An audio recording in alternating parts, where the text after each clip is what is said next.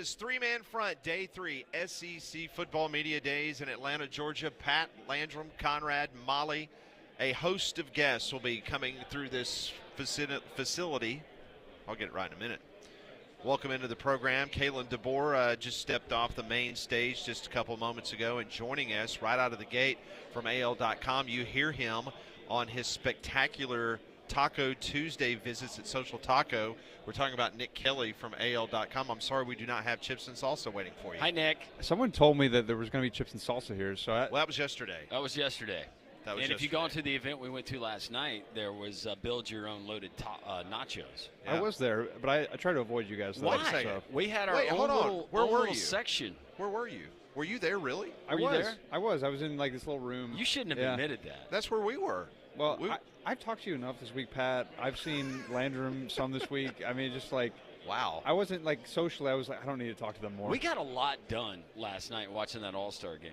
Really? We got a ton. Yeah, you could have been there. It was a meeting of a lot of powerful minds around the Southeast. He's getting like Ty Richardson. He was big time in us. He didn't want to hang out with us. I'm done with this. No, I was tired. I went to bed pretty early last night. So did you? We did not.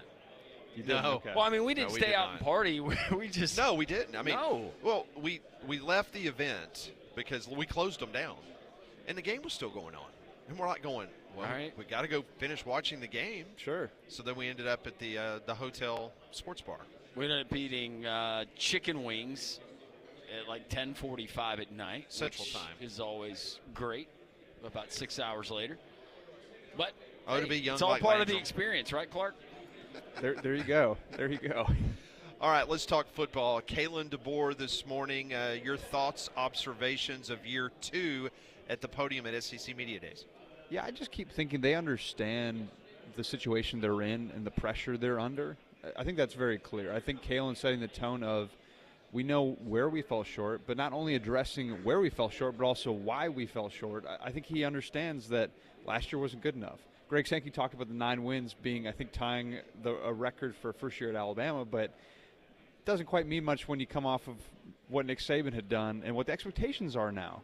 9 wins is solid for a lot of programs, but not Alabama. And I think that Kalin D'bor understands that and the players understand that. Caden Proctor, he said something along the lines of, we know we haven't won a championship in a long time. It's been 5 years. It'll be 5 years at the end of the season. For some programs, that's a blink. But for this program, that is a long time. So I think they fully understand where they're at, and whether that translates to the field, we'll see. But I don't think it's going to be for a lack of them understanding the pressure they're under. If you go position group-wise, you want to compare last year to this year, where do you think that there's upgrades for this Alabama team? I think the offensive lines, even without Tyler Booker, has gotten better. I do think that, I mean, you lose him, but at the same time, I just think that the right tackle spot will ideally be in a better place. Just another year under the belt of a Will Conformity, more experience for him. Caden Proctor developing more. You bring in a Cam Dewberry I've heard good things about. And then Parker Brailsford continuing to improve as well. So I think it just more so has to do with the fact, and Tyler Booker, fantastic player, maybe the best player in the team last year, you could argue. I mean, he doesn't play a sexy position, but such a key piece. And so even though you lose him, you bring in Cam Dewberry, and then also Jaden Roberts improving. So I think overall the experience of that group and them working together, continuity, that was another big thing that Kalin talked about. An operative word is continuity, and I think that's going to pay dividends in a lot of positions, but especially on the offensive line. All right, so let me flip it to the defensive side, because last year one of the biggest questions was the secondary was going to be so young. So young, that was going to be a big question mark. It almost bit them against Georgia, but they got the big play when they needed it. Your thoughts on that side of the ball, especially now kind of a veteran group, so to speak, for Alabama on the defensive side? Yeah, they've got experienced guys, not necessarily old, but you have Xavier Brown's got a year under his belt. Had a great first year. Obviously some learning moments as well, but I think the sky is the limit for a guy like that. Then you have Damani Jackson at cornerback, who will be back. He's a veteran. You got Keon Sabb once healthy. I mean, he's a fantastic player. I remember talking to C.J. Dupree, the tight end who's now with the Patriots, about who's the best defensive player he faced in practice. He mentioned Keon Sabb. I thought that spoke a lot, because there's some good players that come through Alabama on the defensive side of the ball. So you got an experienced guy in that. You got Bray Hubbard, who I think was a pleasant surprise last year at safety. And then also let's see how Zay Mincy mixes into that group. And then you also have Day Jones, is what they call him, at the former Wake Forest defensive back who's probably going to be the kind of that nickel defensive back for them. So, yeah, you've got guys who've played some football, have logged some snaps, and that pays a big difference, or dividends, I should say, when you're in some tight games and they're trying to throw over the top on you. Nick, when you talk about the edge, and Kalin D'bor, he's got his own personality, and that's fine. I got asked on the show this morning about Nick Saban, his personality. If you go back to Bear Bryant, his personality. Well, it doesn't seem like that's Kalin D'bor. That's not good. That's not bad. That's just who he is. But Ryan Grub coming in and kind of bringing that edge, how important do you think that is, not only for the offense, but maybe – the example he's setting for this 2025 Crimson Tide team? Yeah, I've been here on this beat. This will be my 5th season. I think the addition of Ryan Grub is the biggest addition that this team has made across the Saban regime and the D'Bor regime. I mean, he's going to be that big of a deal and that big of a difference maker for this squad. I mean, he's an elite offensive line, but also just what he does with Kalin, how they work together to manage players and to manage just the overall group, I think is so key, because he is an intense guy. He can get after guys, and so I think he's going to be so valuable to this team, not just calling plays, but also running the offense and managing the offense. Let's talk about Deontay Lawson and how important. It was terrible that he had the injury, because he should be playing in the NFL right now. And the way that he was playing last year before the injury, getting him to come back not only on the field, but his leadership, and Kalin D'bor approached that and discussed it this morning, how important that was. Yeah, I think they view it as it's kind of a coup to have him back. When you have a guy who really, again, like you said, Pat, should be in the NFL, is good enough to be in the NFL, but he's back to lead. He's back. He's the only returning captain. He's a guy who has been around the block. He's seen a lot of football, and don't forget, he's a good player. So I think that combination is going to be so key for this defense. But really, they have a lot of good pieces on this defense, a lot of experienced older guys. We didn't see many of them leave. So you have the Tim Keenans of that group. You have the LT Overtons, not Jahad Campbell, he left, but Deontay Lawson as well. That overall, you have to feel really good if you're Kane Womack to have these guys out on the field.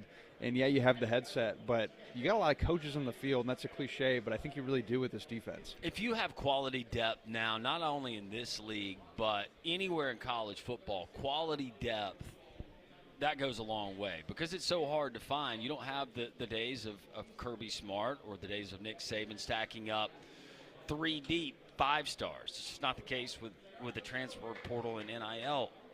Where would you say Alabama can ill afford an injury besides quarterback? I'd say defensive line. I think the depth there, especially on the interior, concerns me a little bit. Right. It's unproven. Doesn't mean it can't be better or it can't be good, but I do have questions as to if there were some injuries, what do they do? What do they do with that group? Because you don't play defensive lineman the entire game. You rotate. And so, yeah, what does that look like if they do kind of get in trouble there? I'm not sure that they're in a great spot, but then again, I think you could say that about a lot of teams at a lot of positions, because it's just so hard to build that depth now. Is that the position group that Alabama fans should hold their breath if someone goes down in a game, outside of the quarterback position, obviously? But is it the defensive line, as you mentioned, the depth? Yeah, I would say the offensive line concerns me a little bit if they lose some guys. I mean, they have some depth on the interior, but in the tackle spots, I'm not quite sure what that looks like. Okay. They've got some intriguing guys there, but no one that I'm like, yeah, that's a for sure starter. He's ready to go. So I think that would concern me, offensive tackle. But, I mean, receiver, they've got a lot of dudes. I mean, of course, you want to keep your top guys healthy. But and tight end to an extent, too, I think would be a little bit concerning if they lost some guys, because that already has some question marks around it, just because you have to replace C.J. Dupree, Robbie Oots, 2 really good blockers, 2 really quality guys to have out in the football field, and they're already having to replace that. So what do you do if you lose some more guys to injuries? We saw it in the spring where they had 1 healthy scholarship player at tight end. Now they went and got 2 more, so that's going to help. But, yeah, what do they do if they lose a Josh Cuevas or a Danny Lewis? What does that look like? I don't know. Nick, when you look at Alabama, the schedule, and same opponents that they had from the SEC last year, this year, but teams change from year to year, side of the game venue, that changes. You look at this schedule, do you think right now, as you see it with their opponents, maybe more favorable for Alabama, or do you think actually tougher? I mean, you have to go to Jordan-Hare, so that's always a scary place for Alabama. But I don't know if I would say tougher just because they don't have to go to Death Valley. They don't have to go to Knoxville. But that Georgia game's going to be tough. I will be surprised if Alabama wins that game just because Georgia's going to be good. It's in Athens. They want to get Alabama back for what happened a year ago. So I think that is a game that if Alabama wins it, fantastic for Alabama. That's great. I'm not expecting it to happen, though. And that's okay. I mean, you can lose that game and still have a really good resume.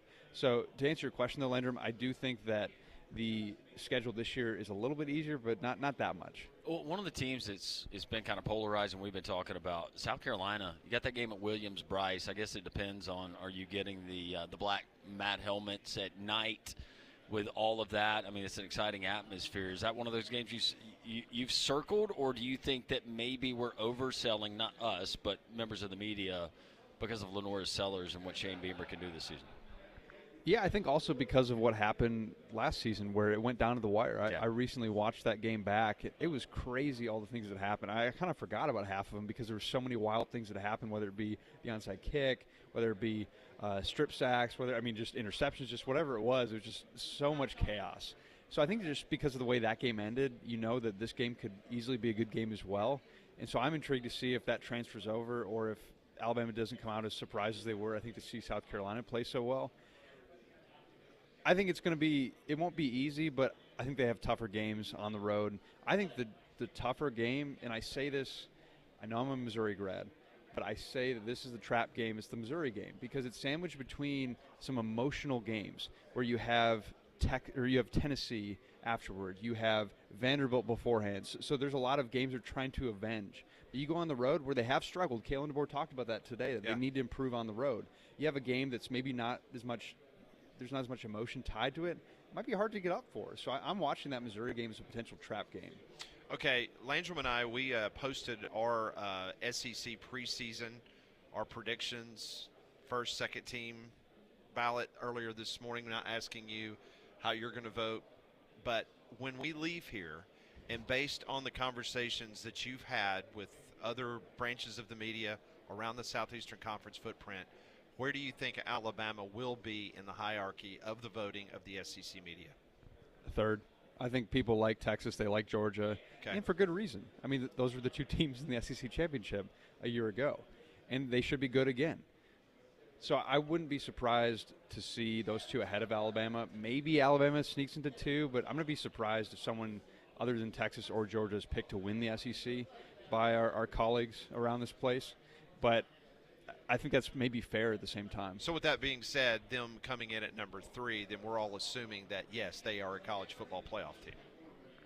Assumptions can get you in trouble, Pat, but I do think. It can, and I want to make sure that I did not – listen, it's just my opinion, but I was on Feinbaum yesterday afternoon, and he asked me about what Kalin D'bor needed to do this year. Not saying that he was on the hot seat, but I said he needs to make the college football playoff. 100%. I mean, that would be 2 years in a row when there's been 24 spots for the college football playoff, and the University of Alabama did not garner one of those 24 spots. That is, we're having a completely different conversation next year at this time. Yeah, I can't have another offseason like that. If Kalin D'bor is not in the college football playoff, do you agree with that assessment? 100%. They have to be in the playoff. Okay. I mean, his seat's going to be burning hot. Okay, this time next I want year to if make he doesn't sure make it. that I was not like out on an island here. Well, selfishly, you know what it'll do to our teamate Conrad. Well, I'm not worried about Conrad. We got to. Well, I am. We have to deal with the belly aching, the moaning, and sometimes the tears. Yeah, he's a lot, so you got to put up with that. He is a lot. There he is. Look at him. I didn't know if he was sitting right behind me, but he's on some Alabama message board right now. He's like probably, putting stuff on Tighter Insider right now. He reminds me of that meme of the person out back, like taking the smoke break kind of thing. Like, you know what I'm talking about? That's exactly Do you have Missouri in your top 8? Of course he does. He's a Mizzou grad. I don't know that I do, to be honest with you. Just because I would go Texas, Georgia, Alabama, LSU. So you haven't voted yet? I haven't voted yet. Okay. Then I would say I kind of want to put Oklahoma up there. Maybe I'm a little too high on Oklahoma. But where do you have Auburn? Trap question. I don't know they're in my top 8. I mean, that. Okay. I would say they have to prove it to me. Spoken like a true Missouri grad. I'm just kidding. Hey, you got to show me. Exactly. No, that's true. They should have beaten Missouri last year. You can make that argument, but they didn't. Well, and I remember in 2017, that was my sophomore year at Missouri.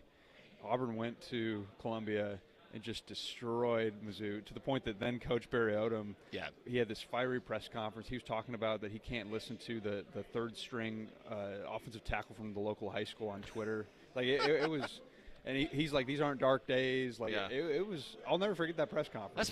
That's been kind of an interesting, sneaky series because we can go back just a couple of years and remember the Missouri player, all he has to do is cross the goal line. Yeah, I can see it on your face. That kills you, doesn't it? That was bad. Yeah. That was crazy. All right, listen, I know you're busy. It's very hectic. This is Alabama Day. You got a ton of work you look to great. do. Like the sport coat. Thank you. He's like his game this week. Yeah. It may mean you look like paupers. We're going to wear sport coats next year? No. Okay. I didn't think so. No. I've never well, I think in the first year or two I did it, and then I realized that's just we're radio Well, you walk around and you're like, I feel like we're already overdressed. You'll see everything here. I said it. You'll see everything here. Yeah. But dress for success, you know. So where are you voting for next year's SEC Media Days? Because I kind of got into it this morning a little bit on Twitter with some of the SEC. It's good. It's good. Everything's good. Yep. I mean, we've pacified the situation. Yeah, I'm not going to be banned. I was going to say. This was not quite the Greg McElroy comment from Monday. No, but it kind of got it kind of got some conversations going. You could tell that Pat. Yeah, this seat is this table's gotten some draw this week. That's for sure. A lot of draw. I just say you're welcome to the SEC. They're trying to help things out a little bit. There you go. All right, that is Nick Kelly. We're going to try to get him back at Social Taco, his favorite restaurant in Birmingham, very, very soon. Follow his work at AL.com. More day 2 SEC day 3. Golly. I don't even know how many days we've been here. We're running out of rations. We're low on water. Ever since send help. Ever since Nick got us those tickets to Beyonce, I've been kind of out of whack a little bit. All right, more 3-man front here on Jox.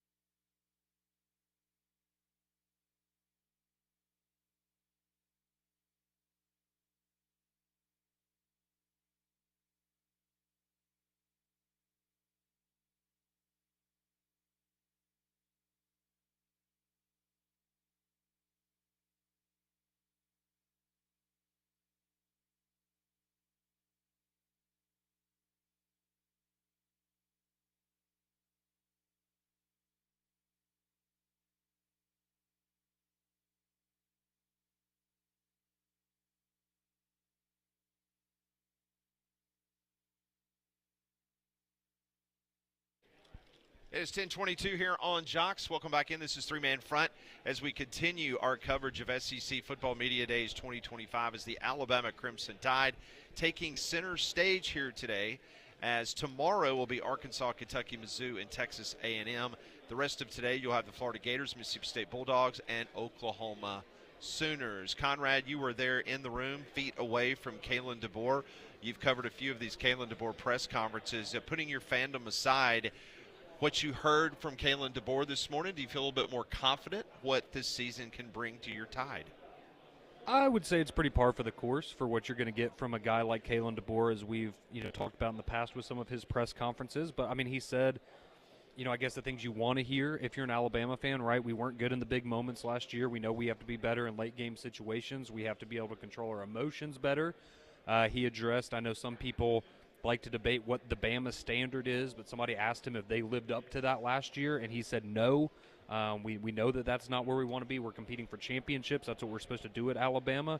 And he reiterated, doubled down kind of on the Ty Simpson sentiment, right, that we heard from Ryan Grubb at the end of the spring, which was if we were to play a game tomorrow, which they're not, but if they were, Ty Simpson would be the guy, and we still have fall camp to go through, but it seems like Ty is still the leader in the locker room. And again, as it stands right now, you're saying all the right things, but as we know, the proof will be in the pudding when you get on the field. And as we've discussed, the second you lose to a Vanderbilt, a Missouri, an Oklahoma, one of those teams you're not supposed to lose, all that goodwill could go away. But saying the right things right now. I was asked by somebody that's does a radio show here in the conference, and they said, what's the expectation this year for Kalin D'bor? And I said the minimum would be a college football playoff berth. Yeah. They said, but over the course of his career, we don't know how long he's going to coach there, what's the minimum expectation for Alabama fans? And I think for Alabama fans, it would be, a couple of national titles? Say he coaches 10 years, 2 national titles? I think it'd be silly to say he's going to eclipse what Bear Bryant did or what Nick Saban just did. No. You're absolutely right. No, I'll say this for me personally. My expectation would be he wins a national championship. Okay.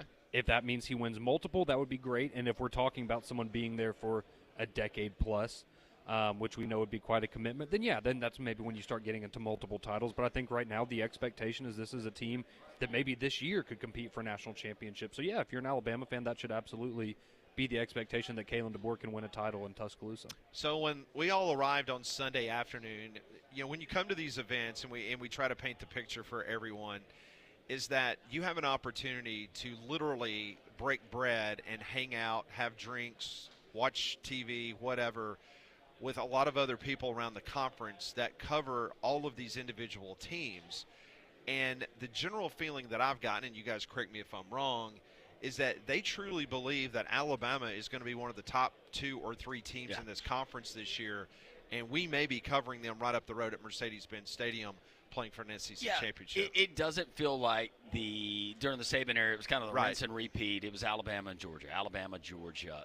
Feels like there is a lot of genuine belief that Alabama gets back to that standard. And I don't know if it's just Kalin D'bor and going through it year one, but I think a lot of it probably has to do with, you look at just uncharacteristic, some of those things that happened last season. And fair or unfair, I think a lot of it has to do with Jalen Milroe not at the quarterback position. I don't think that's just an Alabama fan thing. I think that's people who watch college football and cover this conference thing. Well, we know for Jordan Rodgers it would certainly be a thing because he wasn't a fan of some of the effort last year. But, no, I think that's a lot of it. And I think, again, with Alabama and maybe some other schools get this too, but, I mean, outside of the quarterback position, I don't feel like there's that many question marks. We know what you got offensive line. The running game should be better. Receivers should be excellent. And then we know the defense is going to be stacked. So it really does boil down to Ty Simpson and what that expectation is. And some people much higher on him than others. But I'm not going to be surprised at all on Friday when they come out with the media poll like y'all are saying, if Alabama's voted right behind Texas. I think we all agree Texas will be number 1. Right. But I'm not going to be shocked if Alabama leapfrogs Georgia for number 2. You guys tell me if you agree. Kalin D'bor having Ryan Grubb and that offense, I think Kalin D'bor can go back to doing things that Kalin D'bor is really good at doing in managing a roster and a football team, and he can let Ryan Grubb do his thing. I mean, listen, and this was not a shot at Nick Sheridan whatsoever, but, it was his one time of being an offensive coordinator in a conference that has spit up a lot of coaches, and you are asking a lot for a first-year coordinator, just like Tommy Rees the year before with Nick Saban. I mean, you're asking a lot for a guy to come in there, and especially with a brand-new staff. And I'm glad that Nick Sheridan stuck around, because you would hate to have had last season and Jalen Milroe's fumbles and bad decision-making cost Nick Sheridan an opportunity to continue his path to where he wants to go professionally speaking. But with Ryan Grub there, Landry was 1,000% correct. I mean, you could tell that Kalin D'bor is just happy as a you-know-what on Friday night. I mean, he is excited in regards to what this can Pig do and with slop. this. Absolutely. Well, they've been attached to the hip throughout his entire career, right? Like, that's his I mean, imagine you have your right-hand man, right? And then all of a sudden he's gone at that point. So, yeah, I mean, I think Ryan Grubb coming back may be the biggest thing that happened this offseason. That's why so many people were so excited when it got announced. And it is good, like you said, that Sheridan stayed, because who was the key recruiter in getting Keelan Russell to commit? Nick Sheridan. It's gonna be so fascinating, because Georgia, we know how much production they're having to replace. Alabama, they invested in their current roster, right? Not a ton of turnover. Auburn invested in their current roster, and Auburn had 65% of their production coming back. Versus a Ole Miss this season. We've seen Ole Miss do it before, but also an LSU, who a lot of people are projecting to be in that top 4. Top 6 in some cases, but them going and investing in the transfer portal, do we see that across college football? When I'm talking about Power 4 programs, do we see that continuity pays off for programs like Alabama, even on Auburn and some of the others that have invested heavily in their current roster where they didn't have the turnover? Yeah, that's a great question. So we'll see. Artec, tell everybody about my zero turn that I got at Artec about a month and a half ago, and it has been a game changer for me. But Artec Tractor in Jasper, they're a locally owned specialist of mowers and tractors.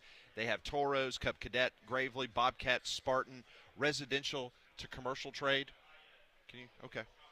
Trey Wallace is going to join us in a minute. Let me finish telling you about Artec Tractor, Mahindra, Bobcat, everything from large home acreage, small homesteads to large farms. Everything you can imagine, knowledgeable sales department to advise your purchases. You know, I didn't go to that big box store. I decided I needed to go to where I felt comfortable, and Jeremy, Greg, and the guys, they will take care of you. Just north of Jasper, Highway 5, artectractor.com. Coming up next from Outkick, you hear him all throughout the football season on three-man front. Trey Wallace joins us next here in Atlanta.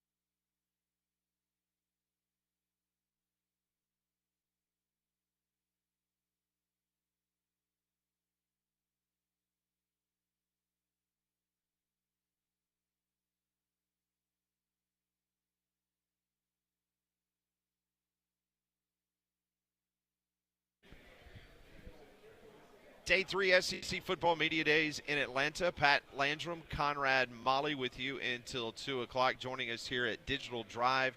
You hear him all throughout the football season. We really appreciate the fact that Trey Wallace from Outkick, he goes to all the big games every single week, and we bother him from time to time. And he's kind of like our Nick Castellanos. When he's on the show, oh yeah, his big events happen. He was on the show when a new pope. That's a good point. Was announced. That's true. It just you have an I'm aura not even about a Chicago guy. It is what it is.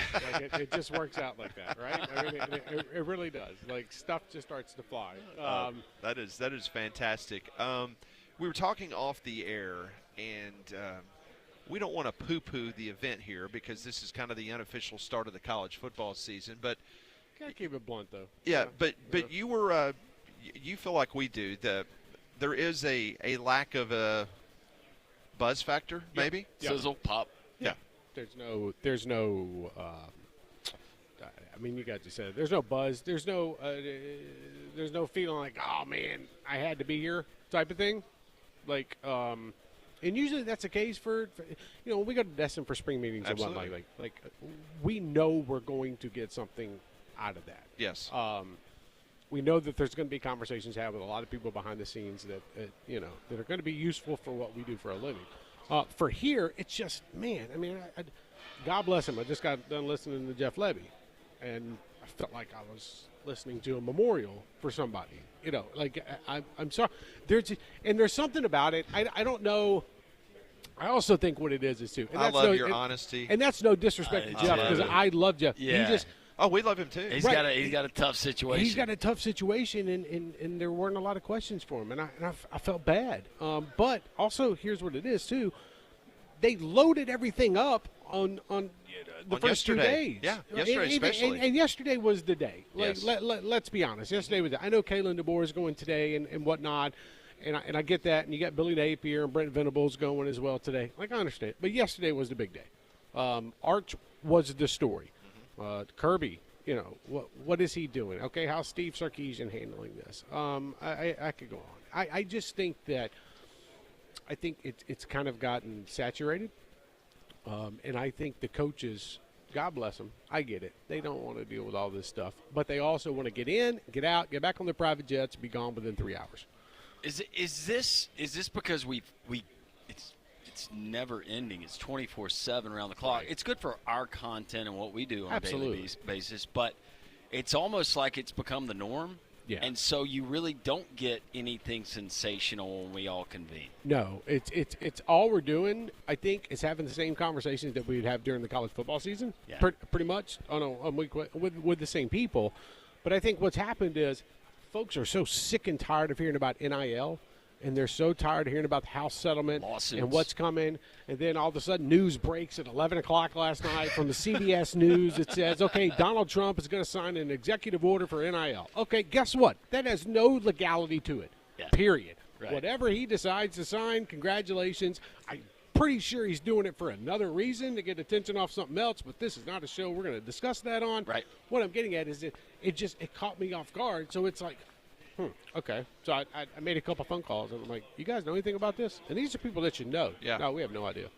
I'm Okay. like, okay, makes sense. I'm glad you brought that up because we were out watching the All-Star game, and we come back in. I'm literally getting ready for bed, and I see that come across from CBS News. Right. And I'm like, once again, this has absolutely – it's great, the pomp and circumstance, but this will have absolutely nothing to do with what happens moving forward in the world of the NIL. What are we doing here? Correct, because, by the way, guys, there's two different entities now. You got the Yes. NCAA and you got the CSC. Correct. Okay, so you're going to sign something that helps the NCAA. Okay, well, guess what? It really doesn't do anything because the CSC is actually running things now. The College Sports Commission, they're running NIL. They're running everything that else happens, the rules and whatnot. Are they? This kind of goes back to the CIA, the FBI, everybody on the same page. Are they conversing? Are they sharing things? I think what's happened is you've had the NCAA pretty much say, hey, look, we'll handle eligibility stuff. By the way, you handle everything else. We'll handle if the guy is academically eligible. We'll handle if this guy deserves a waiver or not. But I think that the CSC College Sports Commission is going to handle everything else when it comes to athletics, payments. Going to handle how the rules are interpreted.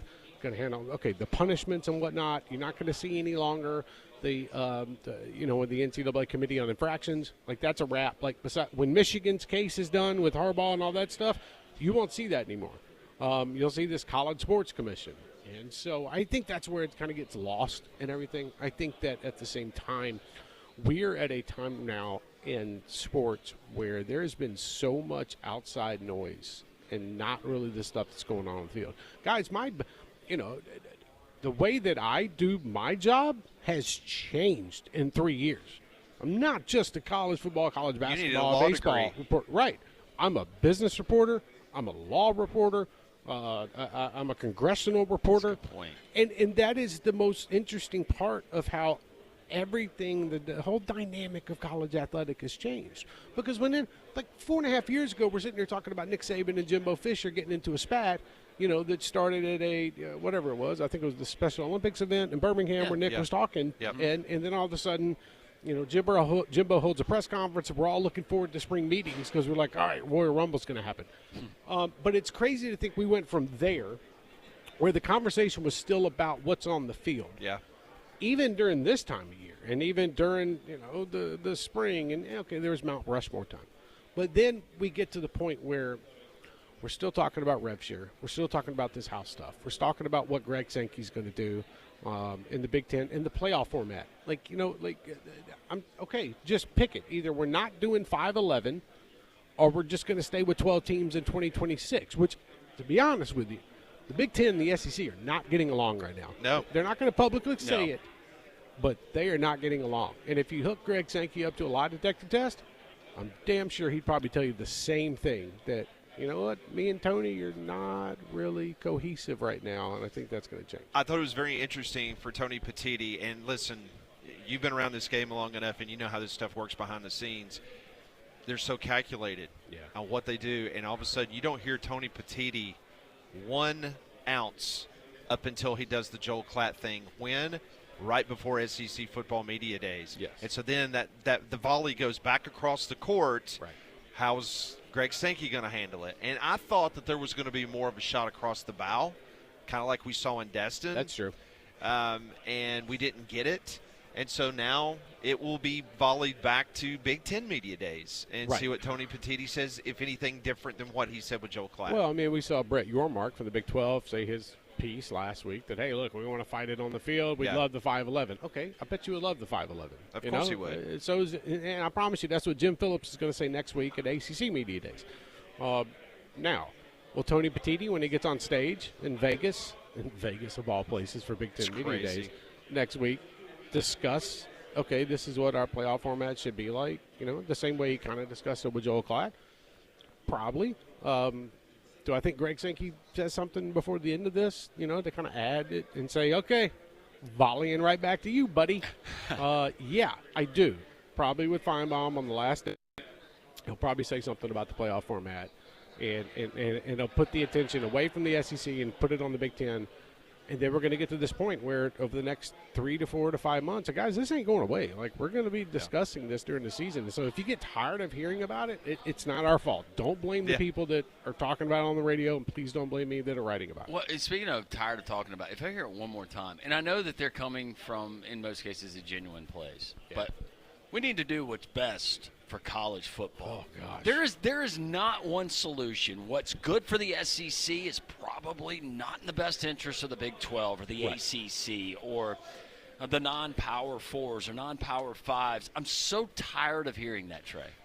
Well, go ahead, Pat. No, I was just going to add what Landrum said. I guess this is the point that gets me. If you cared so much about the best or what's best for college football, then why did you cede the power to the Big Ten in the SEC? You were sitting in the room where you could have said, no, we're not doing that, but instead you did that. So why now are you complaining? Well, and the other thing, too, is, so the SEC and the Big Ten had you over a barrel pretty much at the meetings, and they were bluffing that they were going to go start their own playoff, pretty much is the best way to put it. Start their own league, do whatever they want to do. Okay, cool. Like, there are other college athletic fans out there in the ACC, the Big 12, the newly formed Pac-12. Yeah. I could go on. Join the Sun Belt, the MAC, everybody, get them all back together and say, okay, we're going to do our own thing. We're going to let the SEC and the Big Ten do their thing. I promise you, you're still going to get some ratings for the other stuff. So what I'm getting at is that when they said, okay, we're going to let you guys control everything, it didn't make sense. And now the funny part is, like, I've seen the document. I know what they signed. The funny part is you got Brett Yormark that comes out and says, well, we didn't give them complete control. We still have a say. And it's like, yeah, you have a say, but at the end of the day, it's what Greg Sankey, Tony Petitti, all the ADs and chancellors want to do.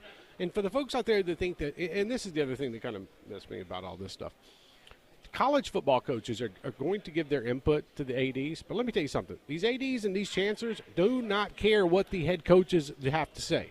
They don't care. Why? Because that head coach could be gone in 6 months.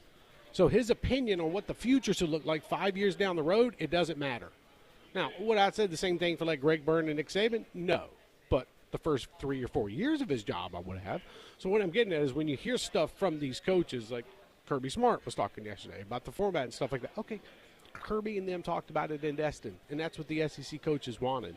Guess what? The ADs really don't care what they think about what the future for 6 to 10 years looks like, especially financially. Absolutely. That's one of the things that stands out to me in all this nonsense. And going back to what you're saying, we were talking about it off the air the other day. They asked some of these coaches that, let alone they've never even gotten their team to a bowl game, but you want their input. Right. I mean, we don't mean it to be ugly, but okay, when you have teams, let's just be honest, probably 9 through 16 in this league, that they struggle when it comes to football and the monetary aspect of what they're now going to have to do to compete.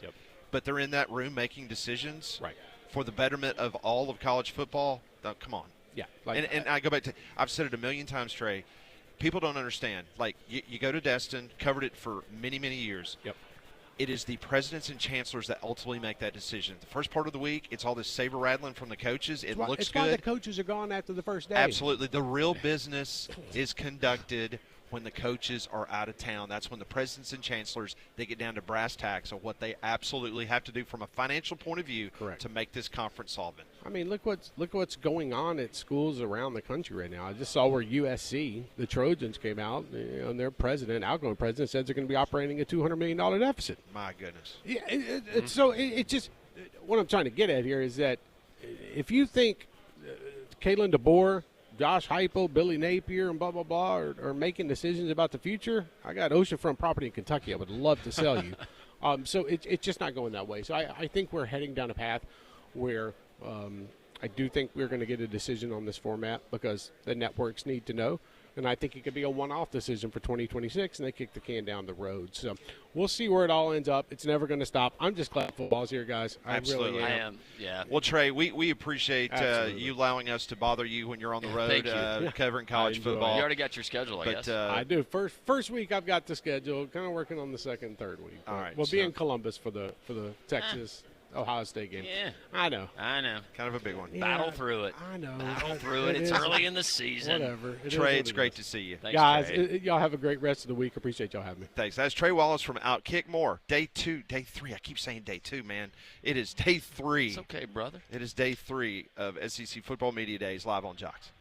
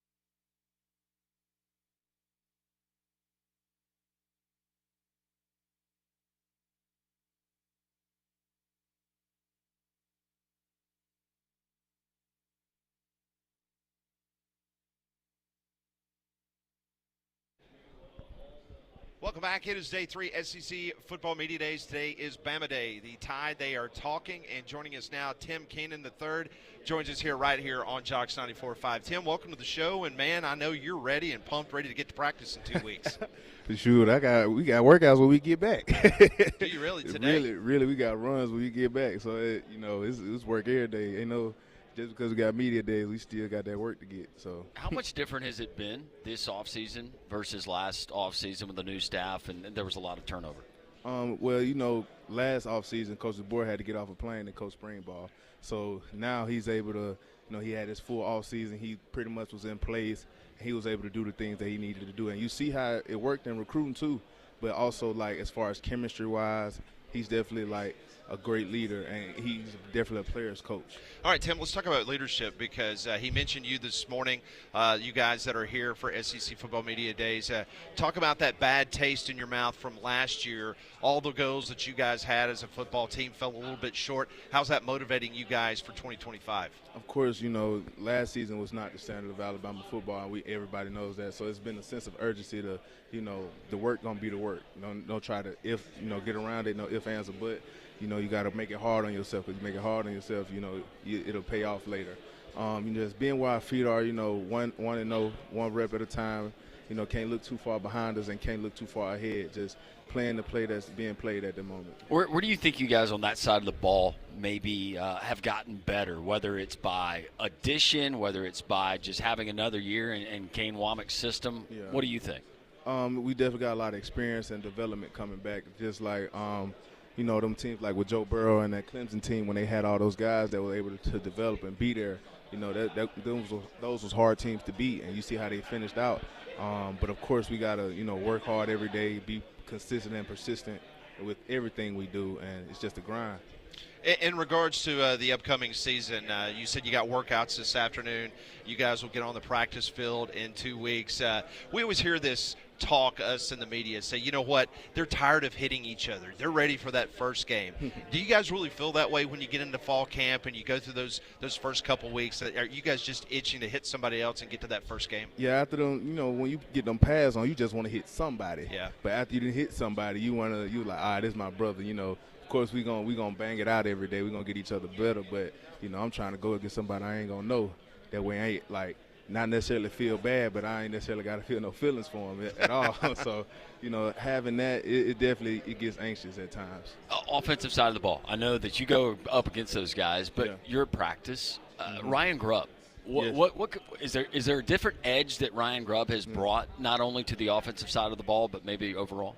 Definitely just that mentality, from how they was practicing, as far as how he talks to them. Of course, it's respectful, but you can tell, this was a pro OC right here. This was an NFL OC, and just that pro style offense he brings, he cooking up something for sure. So, I making sure I'm ready for whatever he throw at me. Well, listen, we know that you have got a ton more of these to do. We appreciate you stopping by in Birmingham here on Jox. You look great, man. Appreciate it. Love the chain. That is fantastic. Oh, thank you. That is Tim Keenan III. Big season expected for him and the Tide this year. Tim, thanks for joining us. Thank you. Appreciate it very much. That is Tim Keenan III joining us here on Jox 94.5. Appreciate it, Tim. Good luck, man. Good luck this season. Appreciate it. Good to see you. We will continue as we march on. This is day 3 of SEC Football Media Days here in Atlanta, Georgia. Man, he's got quite a handshake. Oh, man. I think my hand just broken. I don't know if it was just me. I tried to go strong, but that's a big human being. Yeah. Good luck, offensive lineman. Good luck. Yeah, he's Conrad, you feeling better now? Huh? I feel pretty good about his position. So last year he was listed at 326 pounds. Okay, and looking at Caden Proctor, I feel good about tackle now. Yeah, Caden Proctor is I'll tell you what, conditioning program has served him well. Yes, it has. Sure has. You shouldn't be. And he was impressive coming in as a freshman. But you can tell that the baby fat is gone. That's really good. Good luck with that, guys. We will continue. What a first hour here. Who wins between Tim Keenan and Caden Proctor? Man, that would be a nice little matchup. Let's have them square off right here in the lobby. I don't think Kalin D'bor would appreciate that. We will continue on as our coverage on Jox three-man front. Atlanta, Day 3, SEC Football Media Days rolls along.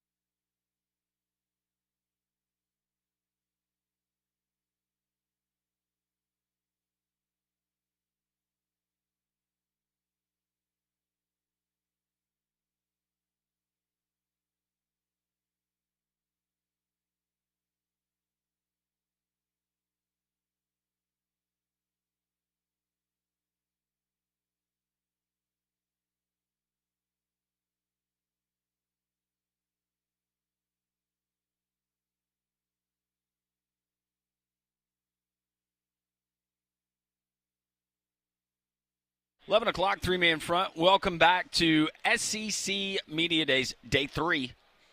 Here inside of the College Football Hall of Fame, already a very busy show. We had Nick Kelly, who covers Alabama Crimson Tide. Also, Trey Wallace, one of our favorites, who also covers college football. And Tim Keenan, Alabama defensive lineman, joining us. And a lot more guests to come as we continue here on day 3. Kalin D'bor being there at the podium and making the rounds earlier. And we're joined by another fantastic guest. Yeah, Ben Portnoy joins us from Sports Business Journal. He has been roaming the hallways here at the College Football Hall of Fame. Ben, how you doing? Good to see you. How you been? I'm good. Thanks for that. That's a heck of an intro. Got any scoop today? Nothing yet. I'm trying to figure out what's on the buffet over there, but that's where I'm headed next. We already know. Yeah. Oh, you guys got the inside? Italian. It's Italian. Okay. No, there's no pasta, but there is a potato. It's a petite potato. I think you got a pork option, you got a chicken option, a caprese salad. All right. That Chick-fil-A over there might be calling my name. But Okay. Well, you and Conrad can walk together. Yeah, we were all just discussing that just a couple of moments ago. Okay, so we've been talking, and we've had you on the program. This has been just such an interesting offseason. I remember we talked to you at the Final Four where you were on a Zoom call with Judge Wilkin. You covered that for months. That finally came to a conclusion. Now we got the President of the United States last night saying that there's going to be some magical executive order that all of a sudden is going to change and correct all the wrongs in college football. First on that, have you heard anything that is going to have any impact whatsoever of where we are in the game of college football and moving forward? What will Congress, if anything, be able to do? Yeah, it's a good question. I mean, it dovetails a little bit with what's going on Capitol Hill right now with the SCORE Act that essentially would codify a lot of the things that were spelled out in the House settlement. This would probably help expedite that process in theory. Whether it actually goes through, I think I'm still a little skeptical, right? An executive order can help with this, but I do think, ultimately you are going to have to get this into federal law and pass through the House and the Senate, and I think that's a challenge. It will probably pass the House, but you're going to need a 60-40 vote in the Senate to pass it, and flipping 7 Democrats on a law and a rule that, is theoretically curbing some kind of ability for athletes to make money when it relates to labor and things like that. That's going to be a hard sell, and it's not even political. It's just that's just what it is, right? They're kind of just the lines that are drawn there, and so I think that becomes an interesting conversation. But as far as it relates to the executive order last night, again, I think it helps move things along, but I don't think it's a catch-all necessarily. We've heard Hugh Freeze talk about their interpretation, Auburn, their interpretation of the rules, and we're going to find out August 1st. And we heard from Big 12 Media Days that there's some schools that are kind of circumventing it or operating and basically telling things that they can't back up. What can you tell us? Have you been able to interpret? What is your interpretation of the rules and how you were hearing that some programs are operating? No, it's a good question. I mean, look, I think this whole setup, and I think, Greg Sankey essentially said this to me yesterday when he and I chatted for a little while about some of this, is rules are only so good as people want to be governed by them. And I think, right now the interpretation is well, we're just going to do what we want to do until someone slaps us on the wrist, right? Yeah. And I think, that's why you see, headlines that we've seen in the last couple weeks and stuff that's come out more publicly. I just think, again, college football in general, and I think we can all agree in the SEC in particular, there's a history of skirting rules, and I think it's, not one school or another, but I do think that's a reality, and I think college football in particular operates in this hyper secretive, place where you'd think if you walk into a football facility they're hiding state secrets or something like that, right? And so I think, because of that, there's just this mistrust, I think, a lot of folks, and I think, again, that creates paranoia. It creates, a situation where people are just not actually following the rules that were literally spelled out for them. And I think, look, I think, and Greg said this yesterday, or I guess on Monday as well, in his address with the big room, but we're 15 days into this. We're basically, for 100 years college sports has operated under this presumption that hey, paying players is bad, don't do it. And now, we're 2 weeks into the idea of, yeah, that's cool, go for it. It's just, it's just so early in this right now. And so I think, again, it's going to be a mess, I think, for a little while. And I think the thing I caution with a lot of people too is this is the first iteration of this, right? This is not going to be the end all. This is not going to be what this looks like in 3 years, 5 years, 10 years, 20 years, right? Lord knows trying to predict that far with college sports is impossible. But I do think this is 1A, right? We'll see what, C, B, D, E, and F are. And I think that, it's a place to start, and certainly it's been a little bit of a mess. I don't know if this actually answers your question. No, it does. But I think it's a mess. Yeah.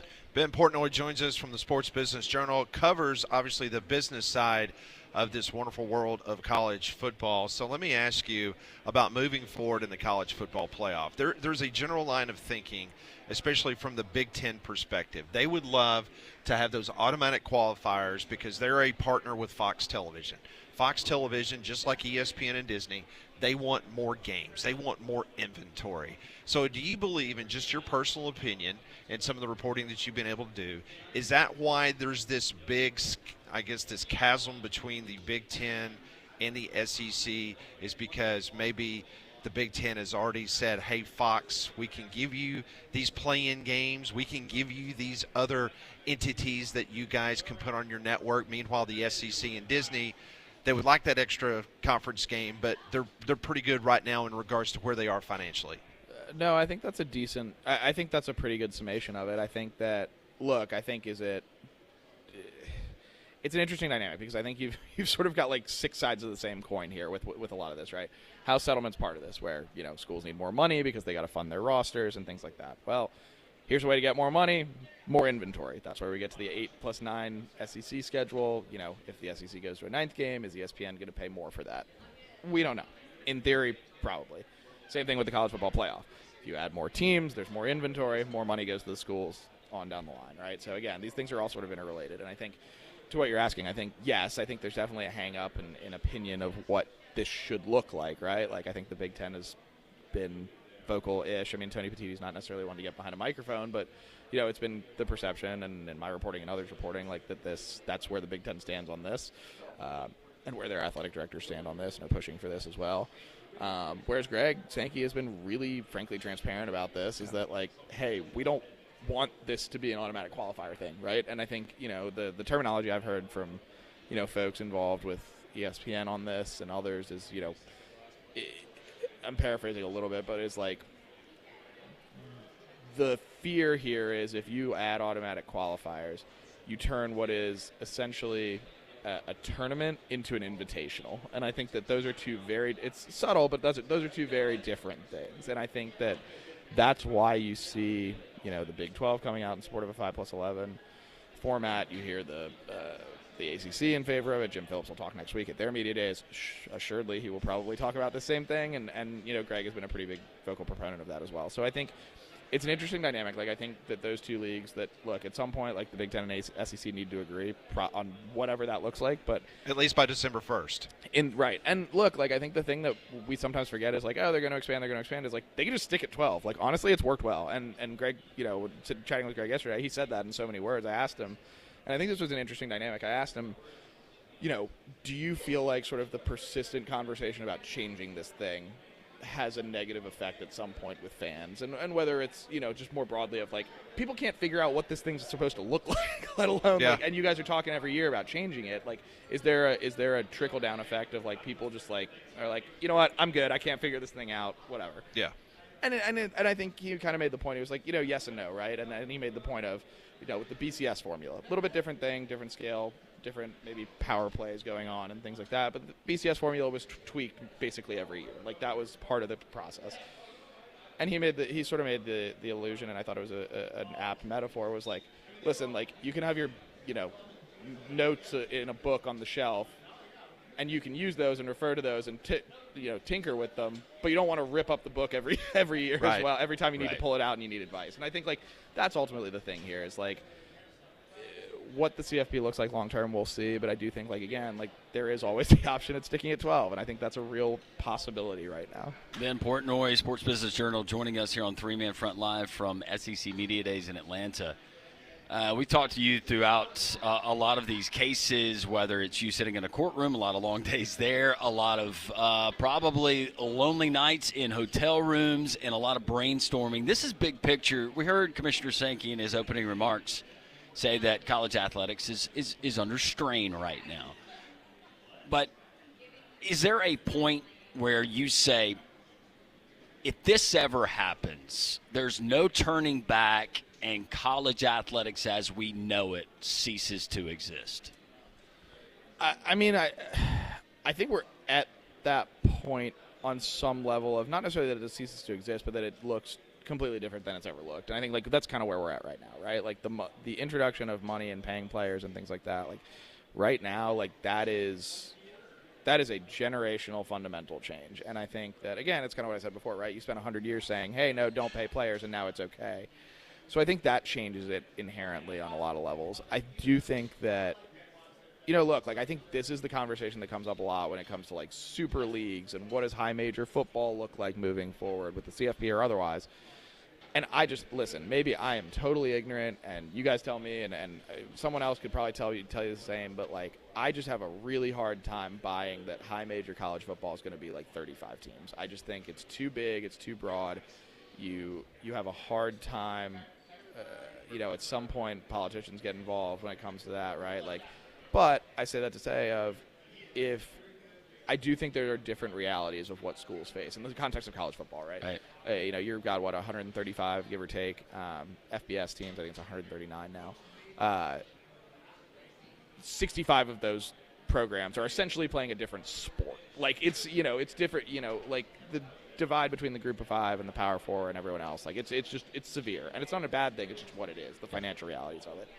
And so if you told me that if we're saying 5 years from now, 10 years from now, like, high major college football is essentially 65 schools or somewhere around, like, essentially what the Power Four looks like now, like, all things considered, like, it could be better, could be a lot worse, too, because I don't think, like, you're going to end up with 30 schools at that level is necessarily healthy for everyone. And so I say that to say, of like, when you look at college sports and is it fundamentally broken at some point, like, I think we're sort of past the point of no return a little bit as it relates to compensation and just what these, the finances that are flowing into the sport as well. Like, that I think isn't going to change. Like, it's just going to continue. I mean, shoot, like, look at the viewership. Like, it continues to go up, right?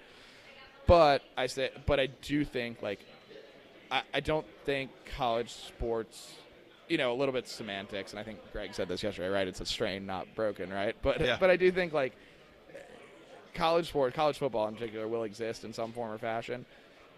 It's what does everything else look like beyond that? And I think that's where it becomes a real question of, like, all right, like, are schools going to sponsor 25 sports? Like, realistically, like, if you got whatever financial constraints you have with football that's going to cost you, like, somewhere down the line there's going to be a trickle-down effect. And I think we're still a little ways away from that. Like, I still think we're a couple of years out from seeing, like, the real ramifications of, like, schools having to reallocate money toward players and things like that. Like, I mean, we're 5-10 years away from that, I think, on some level. We may get some early returns, but, like, it's going to take a little bit of time to see, like, that really play out. But I do think that becomes a real conversation of, like, what happens to the, the group of five, like, rowing team. Like, is that, what happens there? And I think that's a real conversation, and I think something a lot of people, frankly, in the, like, the Olympic movement and things like that, are really concerned about. Okay, Ben, final question. In regards to what we're going to see this fall, continued off the field, not on the field, do you believe that we'll have some form of resolution before that drop-dead date of December 1st in regards to what the college football playoff is going to look like moving forward? So what we're definitely going to see is I think I need to start studying for the bar exam or something. But you ought to go and get that law degree, man. I joke with Ross Dellinger, who y'all obviously know, and Ross and I joke all the time. I'm like, whenever this thing gets done, like, I'm convinced if we sat down, you together, should have enough credit hours now, right? I think we could get through, like, the antitrust part. Like, I think that part I think we're good at. Like, I think I could start at, like, 2L. I don't need to start at 1L. I think I can start at 2L. I think you're right. But to actually answer your question, I think we'll get a resolution. I would say, like, gun to my head, I'm having to pick something. Like, I think it stays at 12. If it doesn't stay at 12, I think it goes to 5 plus 11. But I think there's some mechanics with that are going to have to change, whether it's the conference schedule, whether it's whatever ESPN's willing to pay for those games, et cetera, on down the line. What does the Big Ten want? I think there's a lot of politics involved there. But I think it is more realistic now maybe than it was, say, 6 months ago that, like, this thing sticks at 12 and we go around and around for another year because what we all really want to do is talk about the format for another year and a half, right? So I think that's my guess on where it lands. If I had to ask you right now, we're in day 3, and we're talking to Trey Wallace about this, it just seems like this compared to others, there's less sizzle, and maybe it's because we have the 24/7 news cycle and so many things that are happening prior to getting here in Atlanta at SEC Media Days versus the past. What would you say would be the pop or the sizzle that you've experienced here in the first 3 days? That's a good question. It is interesting. Like it's been a little different. I don't know what it is, and maybe I don't know. I mean, you guys have been coming to this longer than I have, but I've been to 6 of the last 7 of these, I guess now, and it's definitely a different vibe. And Usually you get something. There's something, right? And we haven't had that pop yet. I don't know. We got Sark walking out to the A&M fight song. So that was good. That was good. That was good. That was good. Do they repay the favor with Elko? They might need to. That was good stuff. Yeah, that would. I know Greg came and covered his tracks a little bit and was like, "Hey, we didn't do that on purpose, whatever, this morning." But that was good stuff. But I don't know. It's been interesting. I will say one thing that I think is interesting is that like I do feel, I don't know about y'all, but like I do think that like the SEC is as wide open as it's been in a decade. Yes, like, we agree with that. This is the most wide open that the SEC has been in since I started covering the league in 2019, and I think even before that. Like it's just. You sort of have some favorites, but you're not really sure you still got a lot of question marks with a lot of those schools. So I think, then not having the Saban factor is part of that, right? Georgia's down, in theory, could be down a little bit. We don't really know. Yeah. We'll see what they have at quarterback. So I think some of that's part of it, right? Like you just don't have necessarily a favorite, right? You're not walking in here and, Tim Tebow's sitting at the corner. It's going to be a front runner for the Heisman, right? Like you just don't have that right now. And I think that's why you see it maybe the way it's been. And not a knock, still a great event. Don't get me wrong, love it, but it's just different. Remember the good old days when Nick Saban came to media days? It was there in Hoover, and that was the headline because Bryce Young was just signed a however many $1,000 or $1 million NIL deal. Yeah, he had like 5,000 Alabama fans in the lobby waiting for him. It's crazy. Yeah, look where we are now. Big time. That has been Portnoy does an outstanding job covering the business side of things in college football for the Sports Business Journal. Good to see you, Ben.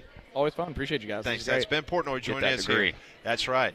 He joins us here at Digital Drive here in Atlanta. How about our friends at Stark Exterminators? That is the company you call, family-owned for over 61 years. They do a wonderful job when it comes to your home, your place of business.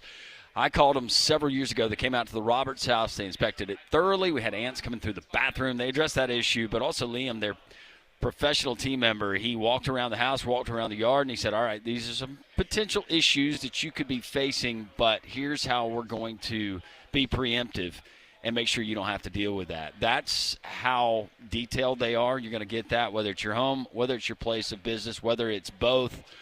You can handle that. Stark Exterminators, 855-START now. Go to starkexterminators.com. As I mentioned, family-owned for over 61 years. They're going to use the most environmentally effective methods that they can. That's good news for the environment. That's good news for you. That's good news for your family, and that includes your pets. 855-START now or starkexterminators.com. Get the free pest inspection today. And as always, tell them Landrum from Jox sent you. It's been a busy show. That's going to continue. It's day 3 at SEC Media Days here in Atlanta. Our coverage continues here on Three Man Front and Jox.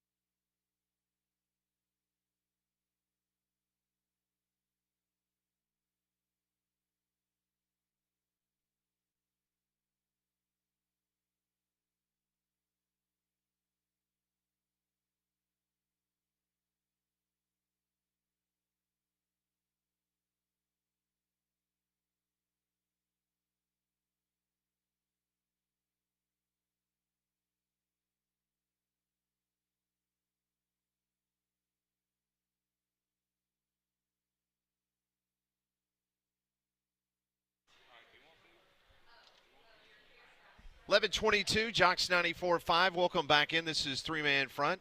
Pat Smith, Conrad Van Order, Landrum Roberts, Molly Robinson. As we continue our discussion of SEC football media days, this is day number 3. This is Alabama Day.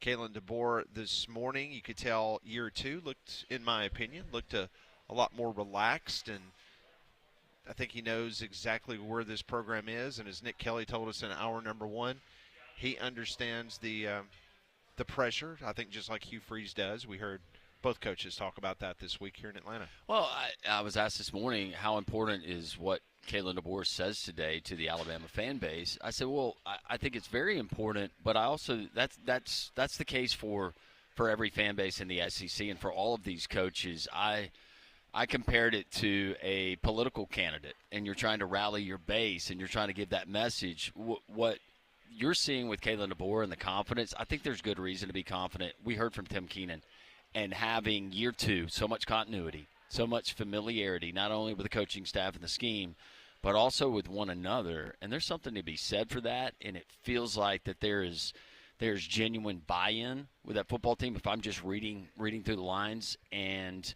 there's accountability.